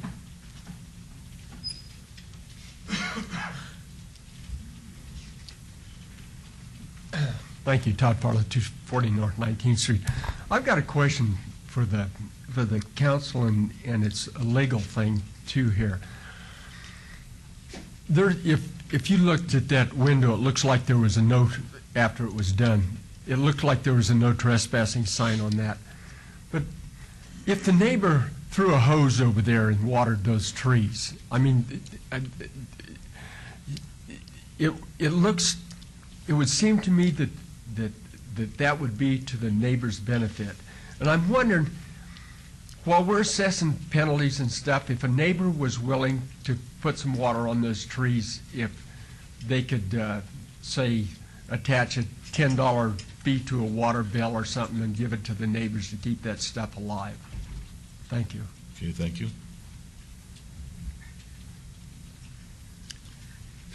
I like that. I love trees and flowers too, but when property's in foreclosure and so on, and the water's shut off, and if the people lose their home, even human people get involved in these horrible situations too. So some trees are pretty tough. They can hang them for almost a year, whatever. But the objective is, right now, you need to get your money as much as you can and get some people in the property as soon as they can, get the water back on, and the trees will survive too. What I'm trying to say, right now, we're in dire strait. And to talk about saving trees are pretty tough. And I love flowers and trees too. Thanks a lot. Get your money, that's all I ask. Would anyone else like to be heard? All right, we'll close the public hearing. Mayor Pro Tem. Yes, Your Honor. I believe it was my neighborhood, and that was in my house. I mean, that was the house next door to me. I'd probably take my hose over there and water the hose, and I wouldn't ask for $10. I'd just go ahead and water the tree. That's my comment on that. But I do know that we have supported our staff in doing what they have done, and continue to do, and that's try to clean up some of the neighborhoods. And it used to be just the older neighborhoods. Now, with these foreclosures the way they are, it's all over the city of Las Vegas. And I really appreciate staff going out and doing what they do. So I'm going to make a motion to follow staff's recommendation for the $5,646.75, and I would like to assess a maximum of $27,050 in daily civil penalties at this time. All right, that's the motion. Please vote. Post. Motion carries. Thank you, Mr. Smith. Thank you. You're Mayor welcome. Goodman? Yes. If you please, could I just be heard real quickly? Mr. Knight, if you don't mind, could you come up to the front? And I only want to take a minute to do this, but one of the things that Chris pointed out to me, and this is kind of a follow-up to what you said, Mayor Pro Tem, was that Chris is going to really look closely in the next couple of months at refining this process. Because if you just look to this last agenda item, I think the city got involved in June of 2010, and here we are 9 months later taking action. And Chris, if you could just real quickly give us an overview of what your approach is going to be to try and shorten the process, which makes it better for everybody. Is that acceptable, gentlemen? I don't know if we can do that or not. Well, I mean, it's Yeah, me, but we're not agended for it. Mr. Jervik, there's been a question regarding process here. It's not specifically agendized. I would say that the question could be addressed without violation of the open meeting law, but what is your opinion? If you want to just discuss it. Just discuss it without taking action. I think that's about as far as you can go. All right. That's what I'd like. Well, Chris Knight, Director of Building and Safety, and the action is yet to come because we are researching it, Councilman, and we have to talk to our attorney's office. But the concern that I expressed when I was in your office is what you just expressed, is that we do a number of inspections and we take a number of months to bring these issues forward, and it seems that as a department and with code enforcement coming into the building and safety, to see what we can do to shorten that time frame. And if we're able to shorten that time frame, then the fees that are assessed, the civil penalties that the previous gentleman was objecting to, become lesser, but we get the compliance quicker.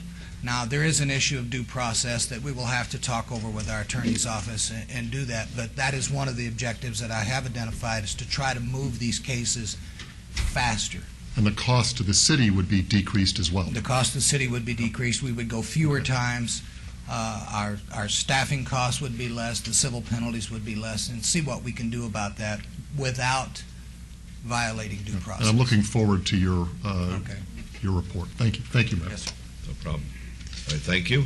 Item 55 is report from Thomas Perigo, Deputy Director of Administrative Services, regarding the progress of sustainable energy strategy projects, which include renewable energy and energy conservation projects pertaining to all wards. Mr. Perigo. Thank you, Mayor and Council. Tom Perigo, for the record, Deputy Director of Administrative Services. Back in 2008, you adopted the Sustainable Energy Strategy by resolution.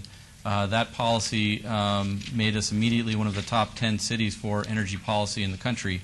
What I'd like to do is give you a brief overview of our progress that we've made since that was adopted and some of the objectives in that strategy. So we were able to put together nearly $50 million in funding for the renewable energy and energy conservation projects. We've got about $7 million in utility rebates, over $7 million in grants, about $10 million in low-interest bond financing, and about $20 million from the Sewer Enterprise Fund. So some of the objectives in that resolution were to create jobs, to promote green jobs and thereby diversify the economy, so there's an economic development component. And then there were specific targets for achieving certain levels of renewable energy and energy conservation. So we've broken up the projects into 3 areas: building retrofits, streetlight retrofits, and solar carports. So I wanted to just take a minute and review how these project areas are achieving the objectives in that strategy. Building retrofits does a good job of creating employment and jobs, demand for jobs. On economic development, it is helping diversify the economy because we're creating green jobs, which is creating a new skill set out in the labor force. And the building retrofits will also help us achieve the specific targets for energy conservation in our buildings. Streetlight retrofits, they don't do as well in terms of creating jobs, and there's really not a green job component to streetlights. It's replacing streetlights, even though we're replacing energy efficient streetlights, but in terms of promoting green jobs in this community, maybe it's lesser than building retrofits or solar carports. In terms of the targets of energy conservation, streetlights does a very good job of energy conservation. Solar carports, probably the #1 area in terms of creating jobs, the #1 area in terms of economic development, because not only are they green jobs, but it's also doing the most to promote what's going on in our community in terms of renewable energy and energy conservation, which of course draws attention to our community and helps sort of contribute to this whole concept of creating a renewable energy industry here in Nevada. And then in terms of the goals, we had set a target in 2011 of 3 megawatts of renewable energy. We are set to hit over 5 megawatts this year. So other considerations, of course, the ability by making the investments that we've made to attract rebates and grants. The solar carports are a good example of that. If we had not made that investment, we would not have been able to take advantage of utility rebates that will bring in over $7 million to the city for these projects, which of course has a big impact on creating jobs in our community. So we look at the ability to leverage and get rebates. Of course, the payback is very important, the energy savings and emissions reductions. So I want to go over this table very quickly. Total economic impact of this program, and this is only for the portion of the program that deals with the general fund. So I'm not talking about the 3 megawatts of solar at the wastewater treatment plant, because that's funded under the sewer enterprise fund. So this is only the $25 million that are related to the general fund and those projects. That total economic impact of that investment to our community is over $50 million. We're spending almost $4 million on building retrofits.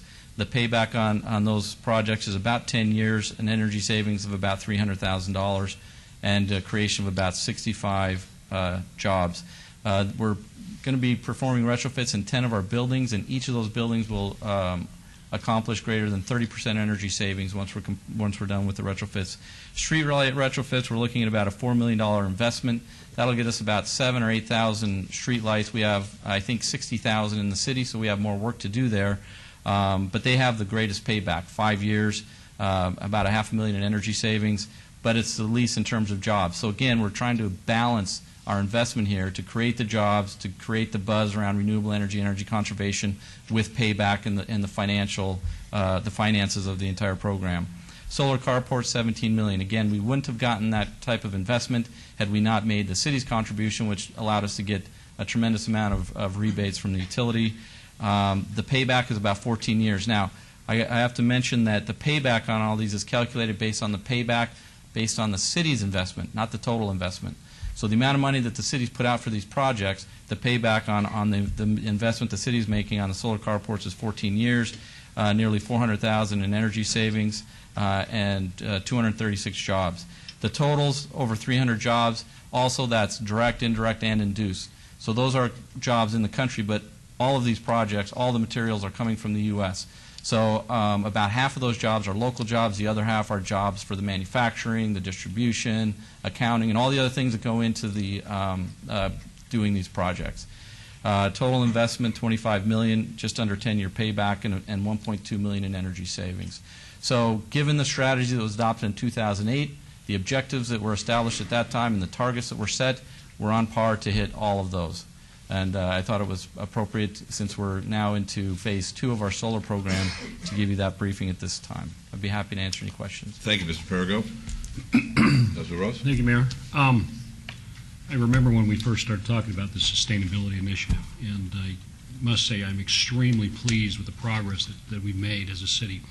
But this is a perfect example of recognizing something we can do, certainly for our environment, but more importantly, for diversifying this economy, because this has had a direct impact on our economy.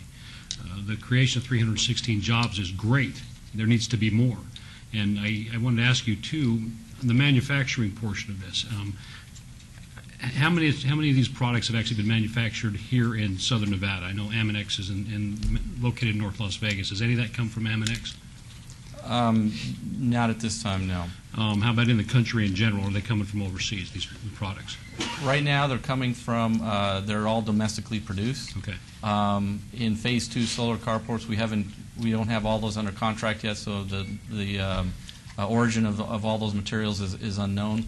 But I suspect a large percentage of those will be domestic as well, domestically produced. I'd like to see us also, as a city, be very aggressive in reaching out to those manufacturers and to have them locate here in southern Nevada. I know it's difficult because we're kind of landlocked as a city, but nonetheless, this is an emerging industry, and we need to take full advantage of it and create, triple that job growth and job development, and has a real effect on our economy.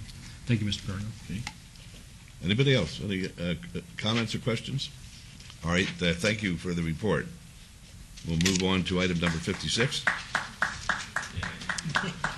56 is discussion and possible action regarding transferring responsibility for terms and conditions of past funding of $101,405 in Community Development Block Grant, past funding of $734,317 in housing opportunities for persons with AIDS, allocating $85,000 in, HOPWA, allocating $362,000 of 18% redevelopment affordable housing set-aside funds, and transfer ownership to Aid for AIDS of Nevada of 20 HOPWA-funded affordable housing units. The addresses are confidential per federal regulations, and this is in Ward 5. Mr. Arndt. Thank you. Bill Arndt, Director, Economic and Urban Development. This item is to fulfill a need that we have in the community, which started in September of 2009. The nonprofit Caminar sent a letter to the Department of Housing and Urban Development, the Las Vegas office here, and asked for assistance in finding a new service provider for 20 units of special needs housing that are being provided for persons with HIV and AIDS. And since that time, city staff have been working with HUD, and we found a partner, Aid for AIDS in Nevada, who is willing to step up and help the community in operating this housing for the program. This item has really accomplished two things. One, to approve the transfer of the property from Caminar to Aid for AIDS in Nevada and recognize that there has been past federal funding in the property. And then second, to transfer or allocate funding from both the Housing Opportunities for Persons with AIDS program in the amount of $85,000, as well as funding from the Redevelopment Set-Aside program of $362,000 to Aid for AIDS in Nevada to operate these 20 housing units. Again, this will fulfill a need by maintaining those 20 housing units in the community for this population. And we're very thankful to Aid for AIDS in Nevada to actually step in and operate the housing. With us here this morning is Jennifer Morse, the Executive Director of Aid for AIDS of Nevada. I'd like to invite her up to answer any questions that you might have. Okay, welcome, Ms. Morris. Thank you. Nice having you here. Did you want to say anything before you open yourself up for questions, if any? Sure. We just want to say thank you for the support that you've always offered our organization and our operation for more than 27 years. We bring to the table the expertise in providing services to the HIV community, and we would definitely appreciate your extended support on this project. Thank you. Are there any questions of Ms. Morris or Mr. Arndt? Councilman Barlow? Yes, I want to thank you also very much for stepping in and filling a gap, or I should say a void, that was in the process of taking place. And look forward to your continued service for these individuals in need of the services in which you all provide. And thank you also for your community outreach, and share with us in regards, if you will, Mayor, for a moment, the program that you all have coming up soon. Yes, we have our AIDS Walk coming up on April 17th, and where's it taking place? At World Market Center, and it's a 2.5-mile walk, and we have about 8,000 people who join us downtown. And how does one get involved in this visit AIDS our Walk? website at afanlv.org, and everything can be done online, collecting donations, setting up your own website, and we try and match every dollar that we get publicly with a privately fundraised dollar, and the AIDS Walk is a big contributor of that. So thank you. And also, I understand there's teams also that can be a part. Yes, we have more than 240 teams that are corporate sponsors, and even in this economy, we've seen an increase of support and more small businesses and large businesses forming those teams and coming out and advertising what they do and their support of this community. It's humbling to see. We appreciate it. And remind the community once again the date. April 17th. And the time? 8 a.m. Thank you so very much for that plug. Thank you. Thank you, Mr. Arndt. And when is the billboard coming out? We have 7 billboards coming out next week. We also have 40 bus stop shelters, and we have the support of CBS Radio and Clear Channel, so we're very excited. Who's the most handsome person on the billboard? Ricky Barlow. That's going to be hard to say between the two of you, right? Oh, Am I on the spot here? Councilman, are you on it too? I don't know, Mayor. Yes, you are. We have to have a motion first. Can we vote on who's on the billboard? No, I withdraw that question. Councilman Barlow. move for approval, All right, let's subject vote, to all please. conditions. Thank you all so very much. Thank you. Opposed, please.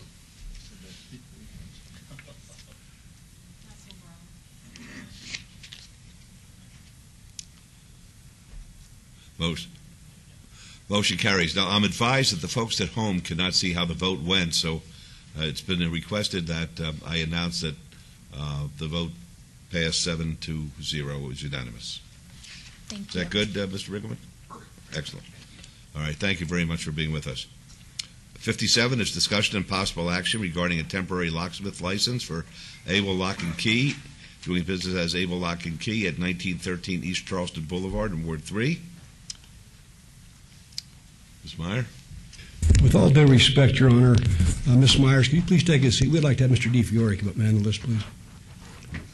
Okay. I just wanted to make a comment, too, on this one, that just to bring to your recognition, this is Jim's last meeting. Well, that's... No, you blew it. You blew it, Ms. I'm Meyer. sorry, okay. You blew it. Gosh. You single-handedly, you blew it. Unbelievable. That's the reason that he wanted Mr. DiFiore up here. Oh, my goodness gracious. Now, does that give you a pay raise or what? I just wanted to make sure you got recognition. Oh, Well, I guess, Mr. DiFiore, that she took all my thunder, buddy. I apologize for that. I've been sitting up here for 16 years, pretty near, and Mr. DiFiore's been here just about that long also, I think. I mean, coming into these meetings. And, Jim, you've always been, to me, an asset to the city of Las Vegas. You've represented yourself well as the constituents that we represent. You handle them with you give them confidence to come before us and show that we as a city really care how they're treated here. And on this item here, I know it's been kind of long and hard for these people that are here today, and they wouldn't be here today without you. So I wanted you to come up here today so you can get some accolades from the rest of the council members as well as myself. Thank you for all you've done for the city of Las Vegas. I really appreciate it. Mayor Pro Tem, I really appreciate the thoughts and kind words. Well, from my perspective, I can't think of any occasion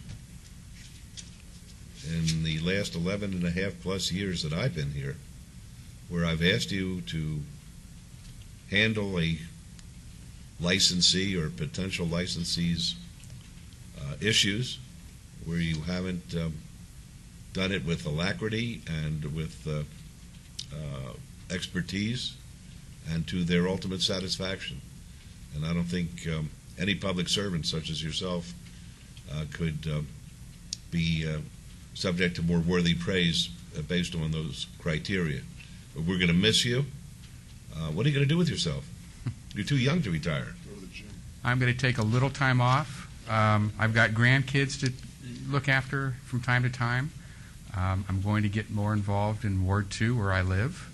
And I'm probably going to be back before you maybe start my own business later on down the line. Very, very good. That's very good. Okay. Councilor Wilson. Thank you, Mayor Goodman. Thank you for recognizing the beautiful Ward 2. We're glad to have you out there. Not to belabor the point, I'm going to use the word professionalism. The mayor used a word that nobody understands, alacrity, but people understand what professionalism is, and that's what you have brought to your job and to the citizens of Las Vegas every single time you appear in front of us. So we thank you for that. We are going to miss you a lot. Big shoes to fill. We're ready to have them filled, though. But now, you've been with the city a lot longer than 16 years, though, haven't you, Jim? 33 plus years. 33 years. I've been telling you for about 3 years now to take your retirement. But yes, you have. 33 years of devoted service. Well, we're the ones that are losing by your retirement, Jim. So I only wish you the best of luck and look forward to seeing you and perhaps working with you again. Thank you very much. Okay. Councilwoman? Jim, I just wanted to say I've always appreciated how sincere you've been with us, how upfront you've been about problems. I also know that I could call you anytime, day or night, and you were there. You even helped get some stings going that helped us take care of a few problems we had in all parts of the wards. And you've just been a very, very nice person. And of course, the professionalism, as Councilman Wilson stated, has always been there also. And finally, the patience with us as we get a little nervous as we're hoping we can get this massage place closed or that or something. I just wanted to thank you very, very much, and my staff and I have really enjoyed working with you. I hope you have lots of fun. Thank you. I do too. Councilor Barlow? Thank you, Mayor. Mr. DeFiore, thank you so very much for all the time you spent here at the City of Las Vegas, really guiding, being a part of the guiding force as to where we are today. And your leadership has most definitely have not gone unnoticed. There has been many times over the course of the years that I've worked with you, dating back to 1999, when the council asked you to go out, or council members asked you to go out and to service businesses, and you and Metro have done that and come back, and your item was denied. And I know that, kind of hurt a little bit, but at the same time, you took it in stride, and you understood the process. And a lot of times you've gone out and a number of times and did those things, and your items were approved. But you never turned a blind eye to your service and your work and what you and your responsibility and your entire staff was doing out on behalf of all residents in the City of Las Vegas. And so for that, you are to be commended. Congratulations on your retirement, and I look forward to you coming back before the council as a lobbyist. So thank you so very much. Thank you, Councilman. Well, he did say he was coming back, so. Councilor Ross? I think he's coming back as a public servant. The councilman. No, he's coming back to get paid now. Yeah. Jim, thank you for being patient with me. In 6 years I've served on this council and served the people of this city. You've helped me become a better city councilman, not to mention you're just a quality guy. You care about this city with all your heart, and you've been over backwards to help me help businesses in Ward 6. And Carol, I'm going to be expecting the same thing out of you. So good luck, and this is an exciting new adventure for you. My thoughts go out to you and your family, and I'm looking forward to seeing you again. You're not going too far. Thank you, Councilman. Thanks. Councilman Anthony? Nope. Okay, very good. Could I have the picture back? The picture? Uh-huh. The picture that you seized from that massage parlor. It's an evidence. I think that's going to be hung in the Mob Museum. Oh, jeez. I'm going to ask one thing of you, though. I'd like to have a chip. Absolutely. We'll have a chip for you before the end of the day. Okay. You bet. All right. Okay. All it's done for me, though, Jim, that chip has brought me bad luck, buddy. Oh, that's not true. That's not true. Oh, my Just because gosh. you can't win a bet doesn't mean it's bad luck. Mayor, I'm going to excuse myself, and Ms. Meyer has been prepared to Very good. present the Thank you items. for everything. Okay. Thank you very much. Thank you, Ms. Myers.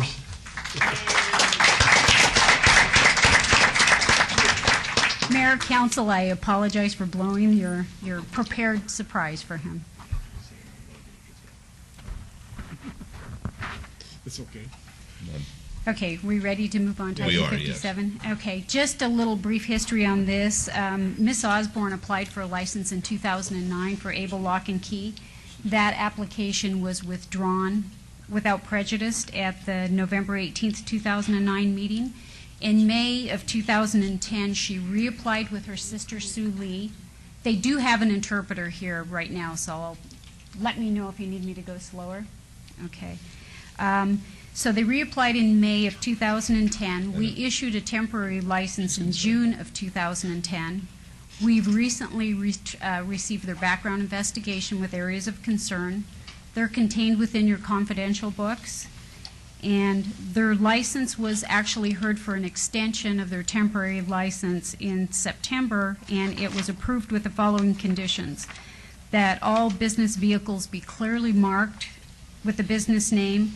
Item 2, that all persons that perform locksmith functions or safe mechanic functions will wear identifiable uniforms with the company name. Condition number 3, that all persons that perform the functions of a locksmith or a safe mechanic will maintain a valid work card. And condition number 4 was key employee Thomas Tedrow will remain employed.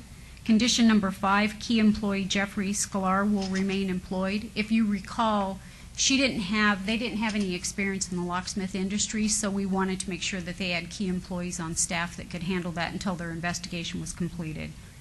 Mr. DeFiore and I met with both Sue Lee and Ms. Osborne to discuss the areas of concern that Metro had in their report. We do have Sergeant Carmen Donegan of the Las Vegas Metropolitan Police, and as well as Laura Anderson, the investigative specialist that prepared the report. They're here to answer any questions you may have. But I would like to turn the time over to Ms. Lee and Ms. Osborne so they can kind of address maybe some of the issues or concerns that you have before I make my recommendation. Fine. Ms. Lee or Ms. Osborne? Right. Did you want to be heard now?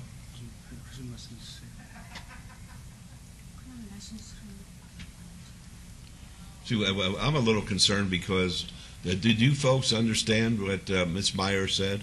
Yeah. Everything she said? Yes. Because you have an interpreter and the interpreter wasn't interpreting. But as long as you understand, I just want to make sure you understand. She was understanding everything. Okay, that's fine. Could you identify yourself for the record, too, as the interpreter? My name is Harry Jung.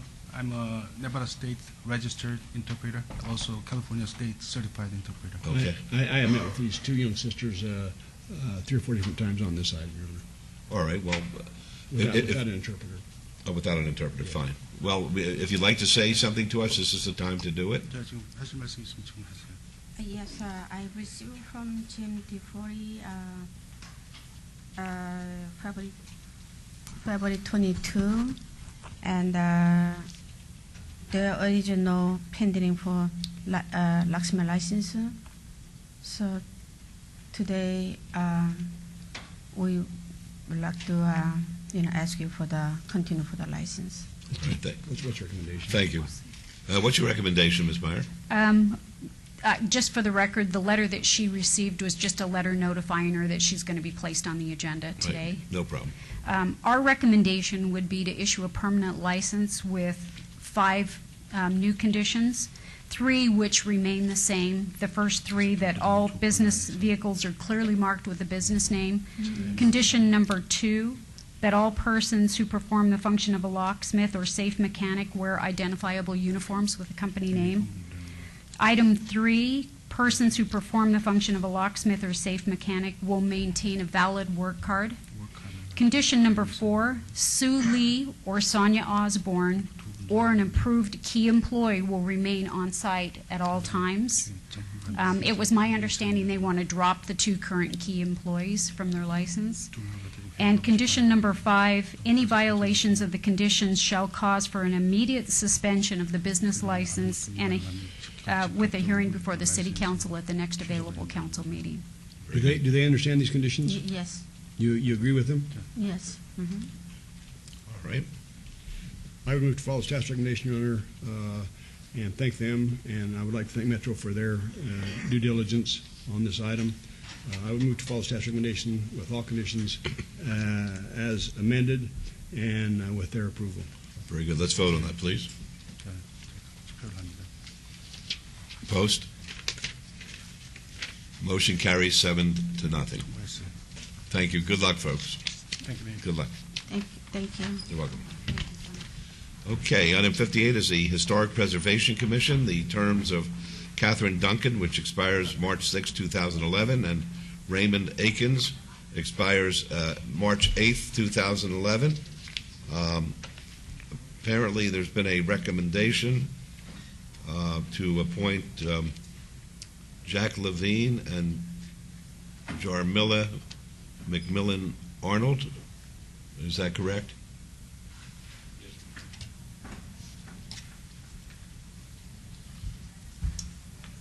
Flynn Fagg with the Department of Planning. Yes, that is correct. That's the recommendation of staff. All right. With that recommendation, I would move the approval. Who was those again, please? There's a Jack Levine and a Jarmilla McMillan Arnold.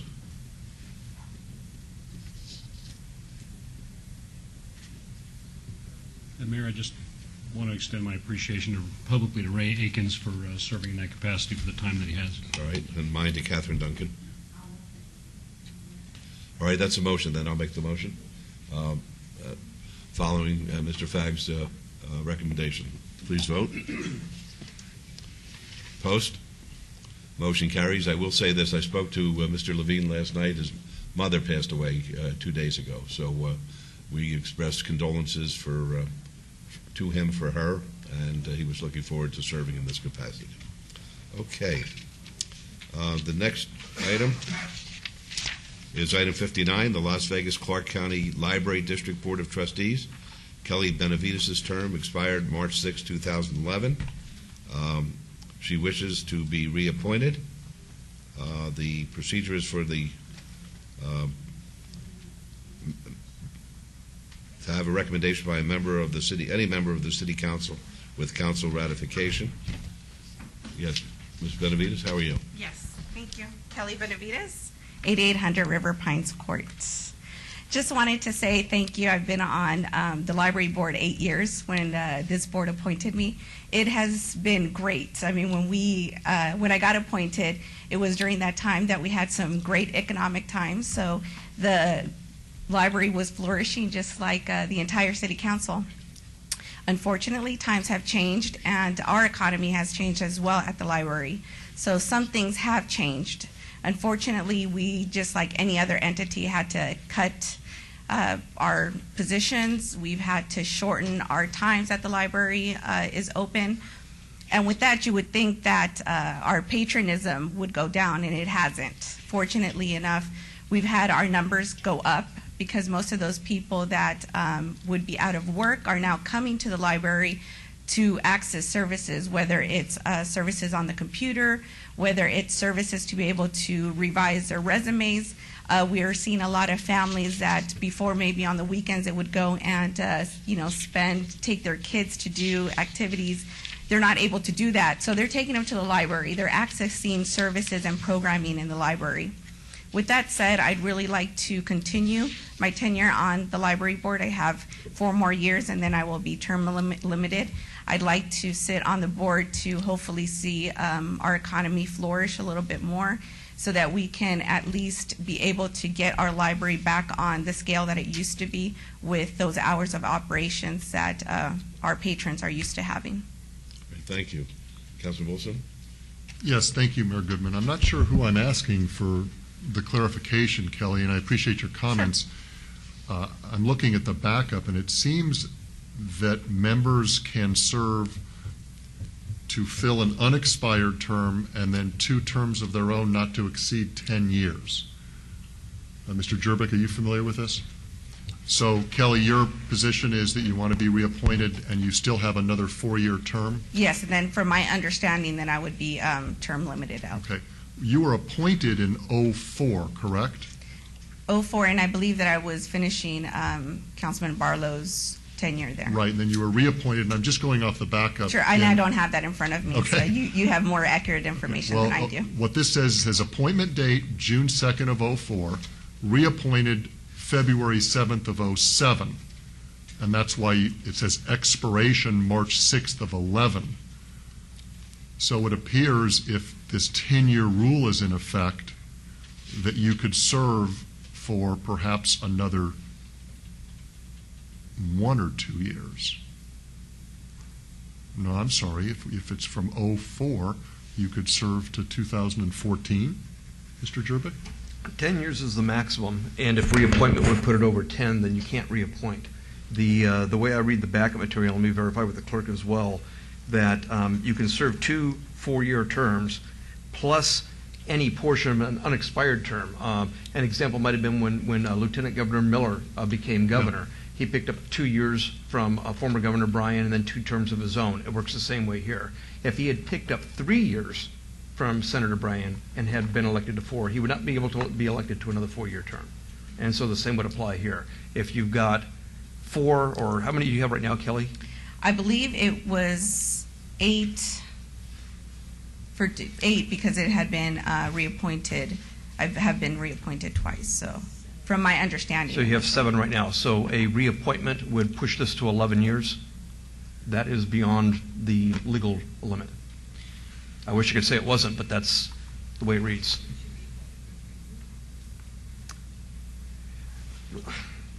That is an interesting question. I really don't know the answer to it. Rather than gut shot that off the top of my head, appointments are generally for a term, and a term is set by law at 4 years. Whether or not you could have an agreement to serve less than that is something that I have never been asked before, and I would rather, if you could, I know that your appointment expires before the next council meeting, but with all due respect, to get the answer right, I'd either request you trail it to this afternoon or hold this to the next council meeting.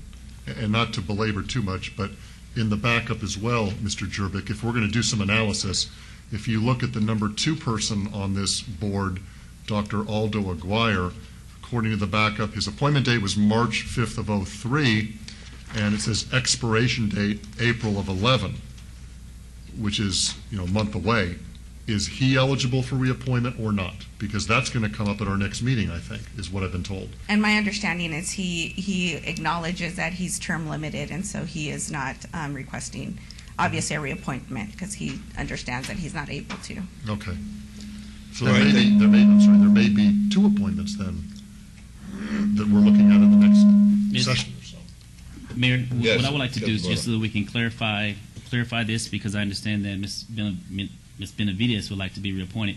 I would like to push this over until the next council meeting, which will give Mr. Jervik an opportunity to vet it and also prepare us for these 2 items as far as Ms. Benavides and Mr. Aguirre, and we'll take them both at the same time, which will give us all an opportunity to vet it and versus moving forward today. That would be my recommendation at this time. That's the motion. Just a second, if I can, now when is her term up? Who? Ms. Benavides. Next, the 6th. The 6th. The 6th of April. And that's our council meeting date. Well, the backup says March. agenda says I'm sorry, March. March. That's correct. When is your next meeting?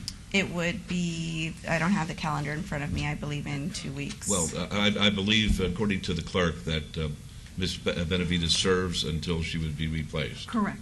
Okay, then we'll move it to the next city council meeting. That would be fine. That's That'd the be my motion. Okay, let's vote on that. Post, please.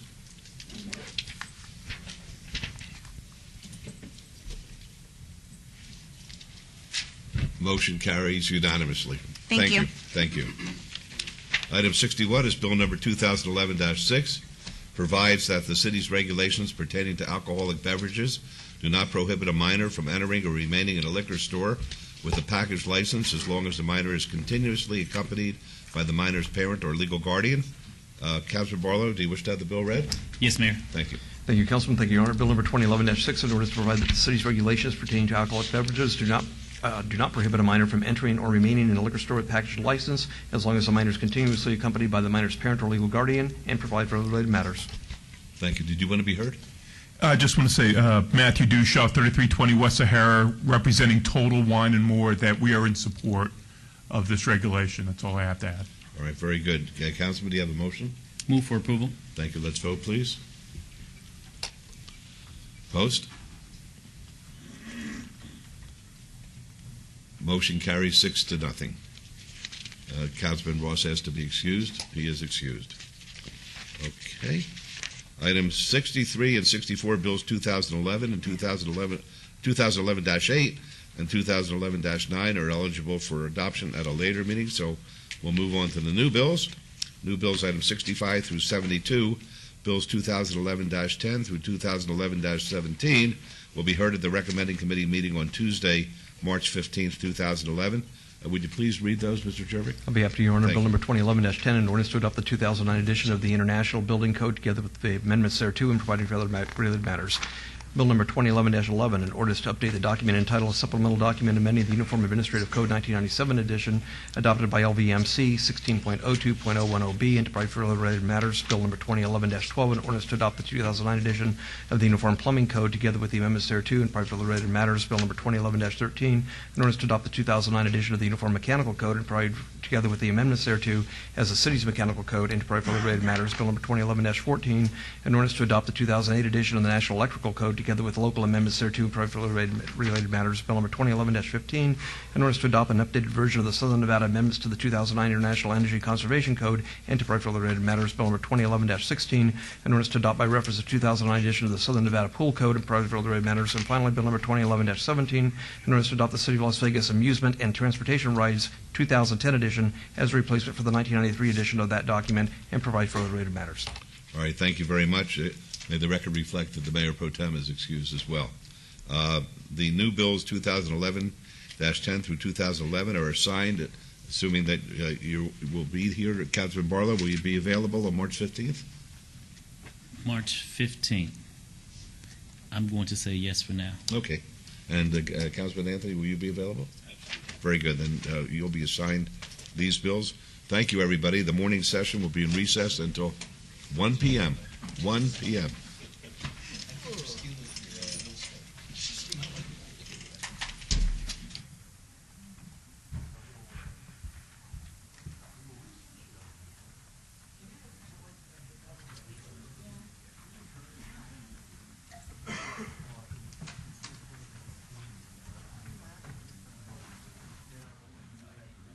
Gabby, could you see the meeting in the Sire window? Could you see the meeting in the Sire window? Yeah. No. The little window for the meeting itself. Did you see it in the window? Yeah. And did you see it as the meeting was going on? Okay. So we didn't lose video to Sire.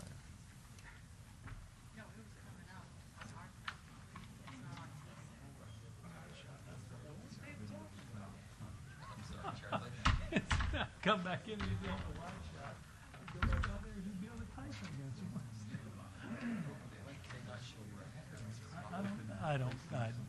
They were in there chatting behind.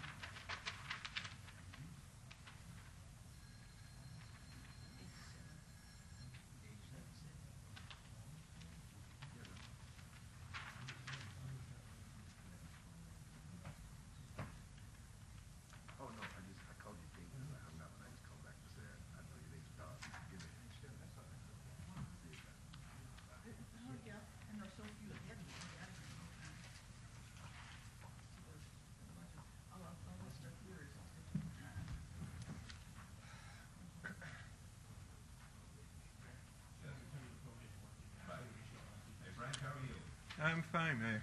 How are you? It's nice to see you.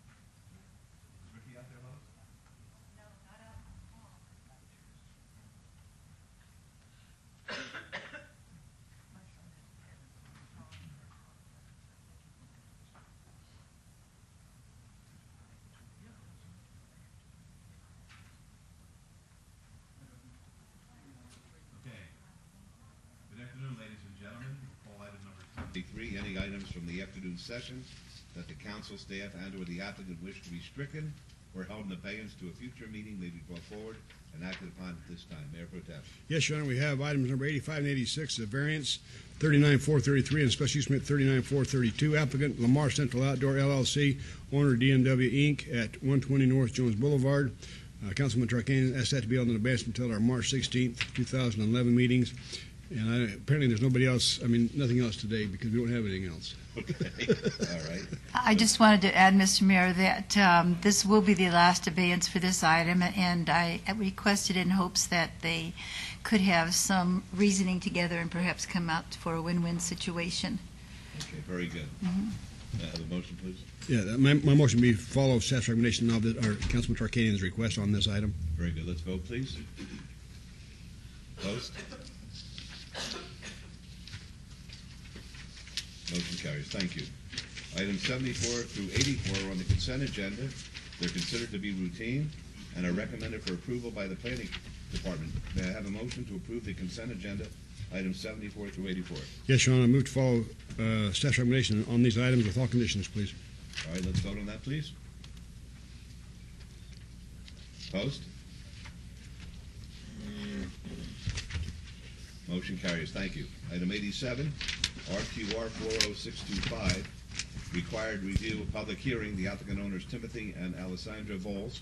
Required review of a previously approved special use permit for a 55-foot tall retractable amateur antenna tower at 325 Santa Fe Street. This is in Ward 1, and the staff recommends approval, subject to conditions. It's a public hearing, which I now declare open. Yes, sir. Good afternoon, Mayor and Council. Timothy Voles, 325 Santa Fe Street. Would you like to be heard? I would like approval. Okay, fine. All right, it's a public hearing. Would you like to be heard? Is he going to get approval or not? I can't tell you until we take the vote. Thank you. Todd Farlow, 240 North 19th Street. Was this, I'm trying to remember, is this that antenna that had the umbrella thing that spread out? I don't know about the umbrella thing. Look on the monitor. It's on the screen. You see it? Oh, no, that's not in. Okay. Anybody else like to be heard? Ms. Ingram? Yes. Go ahead. We ask that you approve this. We think that this is an asset to the community. And during the hurricane down south, one of the first people who were able to get through to pass on information with that group of people, Good. that kind of people. So we think it should be okay. Thank you. Thanks for coming down. Anybody else? Thank you.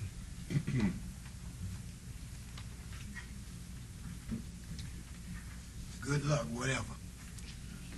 Yeah, would anyone else like to be heard? Seeing none, we'll close the public hearing. Councilwoman Burkhalter. When we first approved putting the antenna into your backyard, we had some concerns and questions from the neighbors, and during that entire time since then to today, we've not had one concern voiced as you have operated, and they've been very grateful of your being a good community partner in taking it in when it should go in and so forth and so on, and I'm glad that we were able to work out the other difficulties okay. Yeah, thank you very much. And so I move for approval.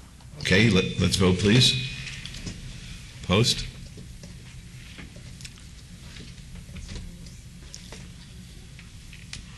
Motion carries, and good luck.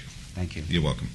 Item 88 is, I would instruct the city clerk to please set the public hearing dates and appeals from the City Planning Commission meetings and dangerous buildings or nuisance litter abatements. Thank you, sir. Thank you. All right, folks, this is the time for citizens' participation. Item number 89, citizens' participation. Public comment during this portion of the agenda must be limited to matters within the jurisdiction of the City Council. No subject may be acted upon by the City Council unless that subject is on the agenda and is scheduled for action. If you wish to be heard, please come up, give us your name, and we'll put the 3-minute timer on. Mr. Thank Farlow. you. Todd Farlow, 240 North 19th Street.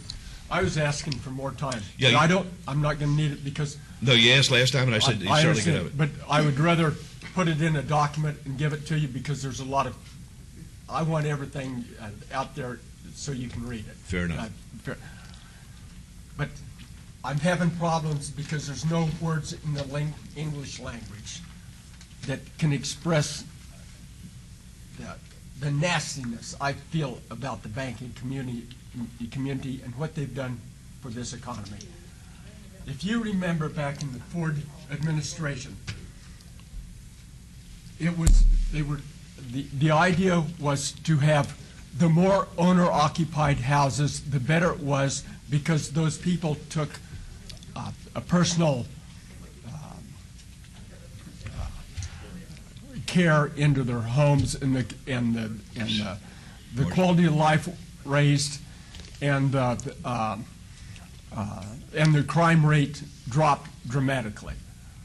Sheriff Young, when he was here, he was full on board, and he presented time after time documents showing that as home ownership rise, crime dropped.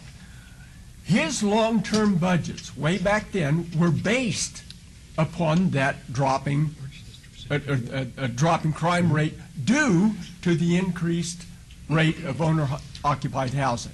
Now we have the reverse. It's true. And I was at Metro. There's nothing in their budget that indicates that there is a concern that if the people get fed up and go out on their protest and whatever they want to do, there's not any money in the reserve, or not enough to make up for what that costs. The cost of a society with this home ownership, occupied housing dropping, is going to be enormous, and it's due to the banks, and I don't think they're being fair. I mean, they don't have to make loans anymore because they're cranking money out of air. The Federal Reserve is a private corporation, and they're buying Treasury bills with it at 4.4% with no risk, and they don't have to loan money.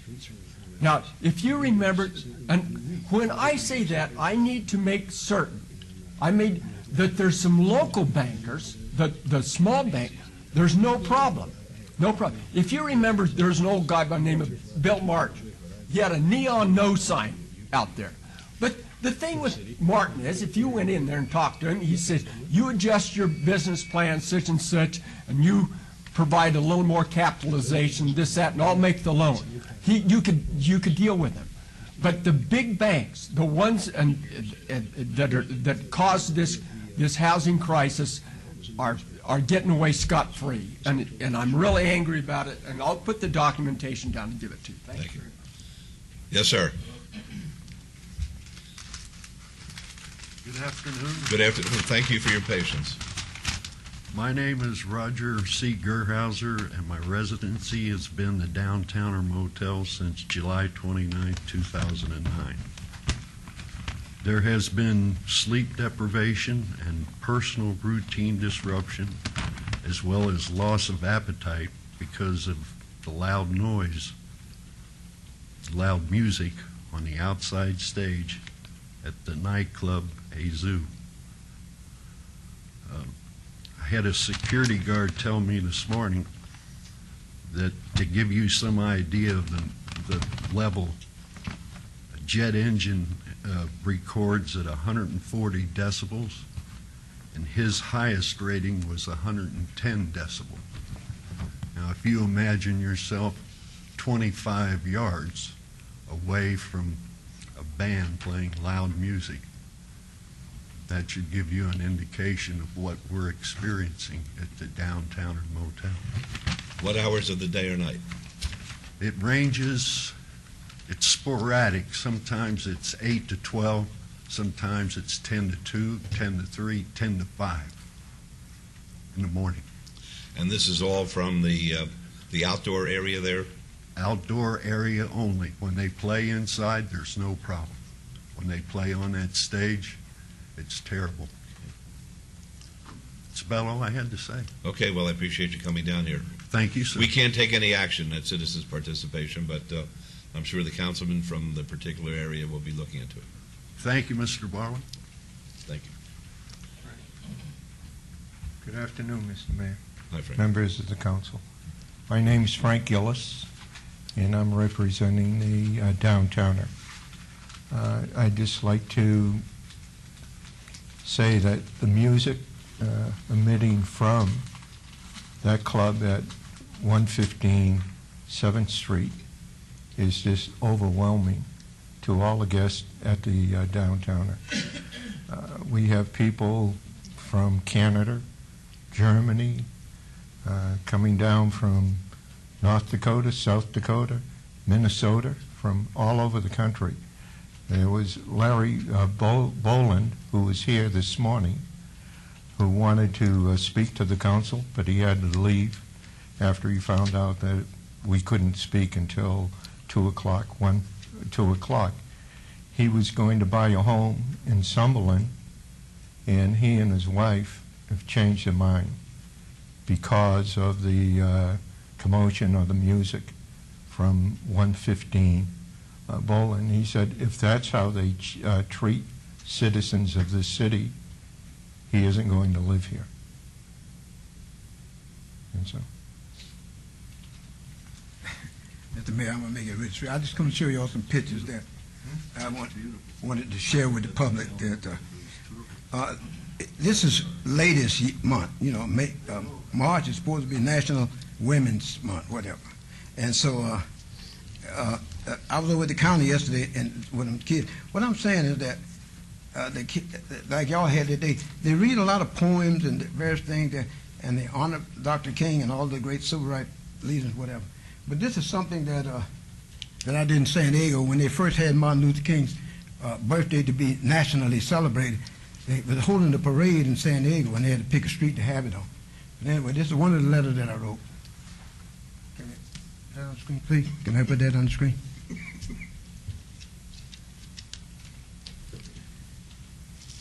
Okay. The date is in, I think it's in May of '86.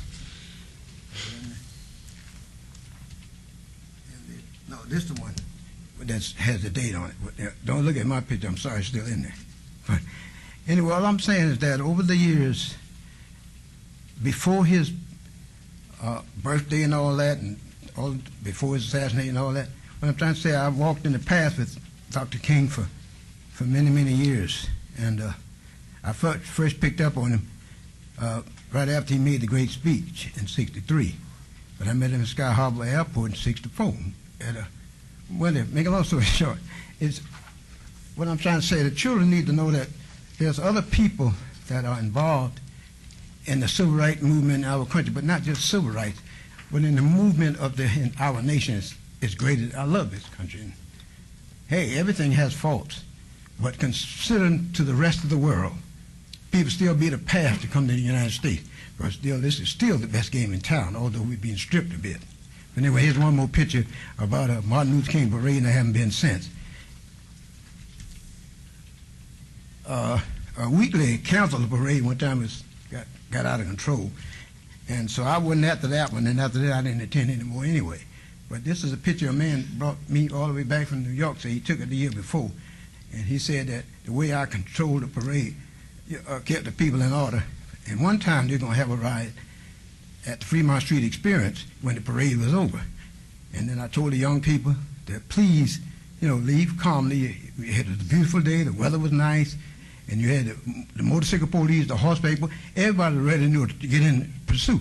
And sometimes you calm a storm by being nice to people. See, if you want to get mean, then everybody gets mean. So I was able to diffuse it by asking everybody nicely. And they all obeyed, and it ended up being a good day. And the following year, you had the parade had to be stopped. So all I'm just saying, Mr. Mayor, I love people and I love our country, and I do what I can to keep the peace. So thanks a lot for letting me speak. Thank you. Would anyone else like to be heard? All right, seeing none, we'll move on to item number 90. Item 90 is council member recognition. Would any member of the council wish to speak at this time? Yes, Mayor. Yes, Councilor Ross. Thank you, Mayor. Tomorrow night is the Ward 6 Information Fair, or Info Fair, that we hold once a year in Ward 6. I invite everyone to come down. This is a location you can get information on anything in your life.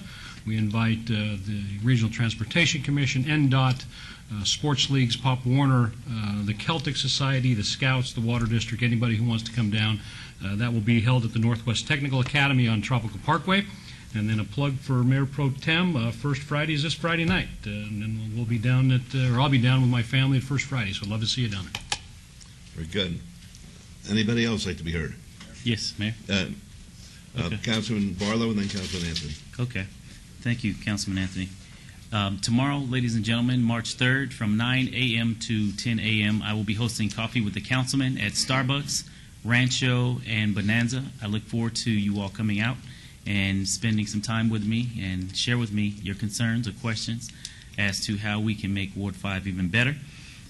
Also, for any teachers or students out there listening, my calendar is open for a number of calls that have already come in regards to Nevada Reading Week. I am an avid reader, and I would love to come out and speak at any school that invites me out to speak during Nevada Reading Week.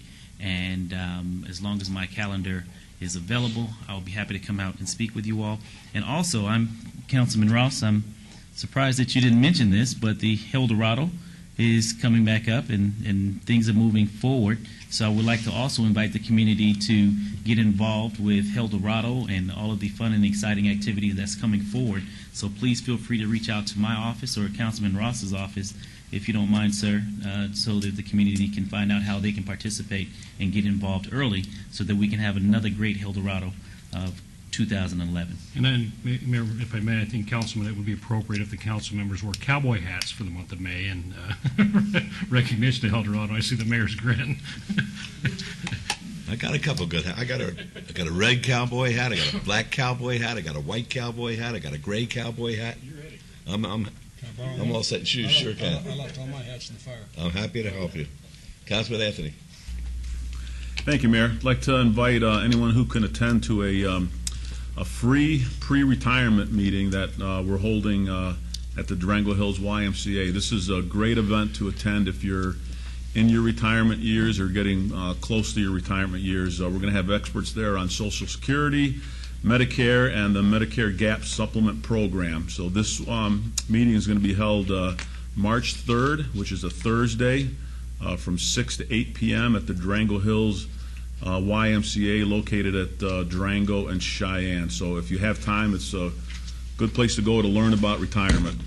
The second event is on March 10th on a Thursday at from 6 to 7 p.m. I'd like to invite the businesses who have businesses in Ward 4 to our next Ward 4 Business Network meeting.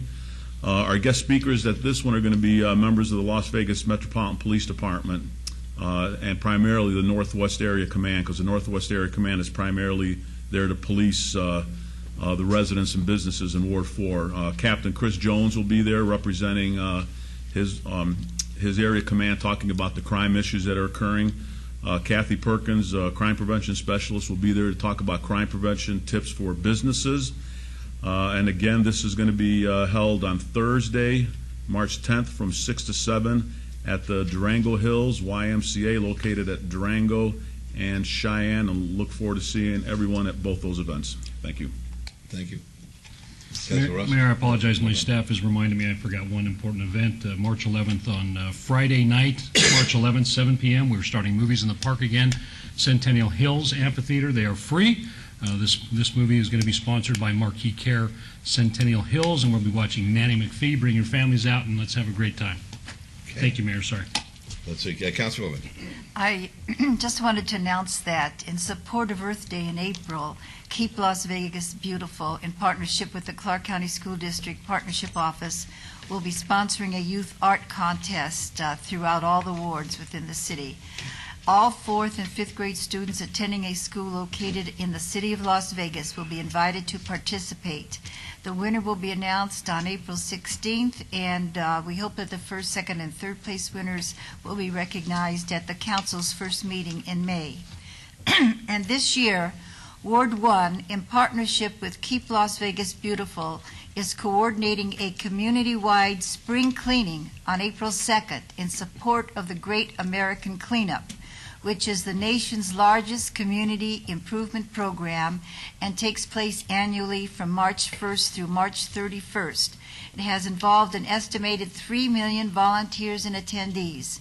In 2010, volunteers nationally donated more than 5.7 million hours to clean, beautify, and improve more than 33,000 communities during more than 30,000 events in all 50 states and beyond. So I'm saying to all the other wards of people within the city, please join Ward 1 by planning an activity in your neighborhood, ranging from a community beautification project, a cleanup of trash and debris, or cleaning up your business area, beautifying a park, renovating a playground, or organizing a graffiti removal event. Because then we can all be part of a nationwide synergy that day, that month, that empowers residents to make the country a more beautiful place to live, one community at a time. Thank you. Councilman Wilson. Thank you, Mayor. I want to bring to everybody's attention, like I do every council meeting, another missing child. His picture and description is on the screen. I want to thank Nevada Child Seekers for providing me this information prior to each meeting. Over half of the children that we have highlighted have been located in this community. I do this every meeting because I firmly believe that the more people looking for these kids, the better chance we have of returning them safely to their family. Today's missing child is a runaway. He's 15 years old. He's been missing since January 22nd, 2011. His name is Aaron Watson. Aaron is 5 feet 7 inches tall, weighs 135 pounds, brown eyes and black hair. He was last seen at Desert Willow Treatment Center at 6171 West Charleston. He was wearing a red, black, and white striped hoodie and gray sweatpants with a black stripe. If you know where Aaron is or you have seen Aaron, please contact Nevada Child Seekers at 702-458-7009 or Las Vegas Metro Missing Persons Unit 702-828-311. Information about Aaron and other missing children in Las Vegas can be viewed on Nevada Child Seekers website at www.nevadachildseekers.org. Thank you. Thank you. Anybody else? All right, everybody, meeting's adjourned.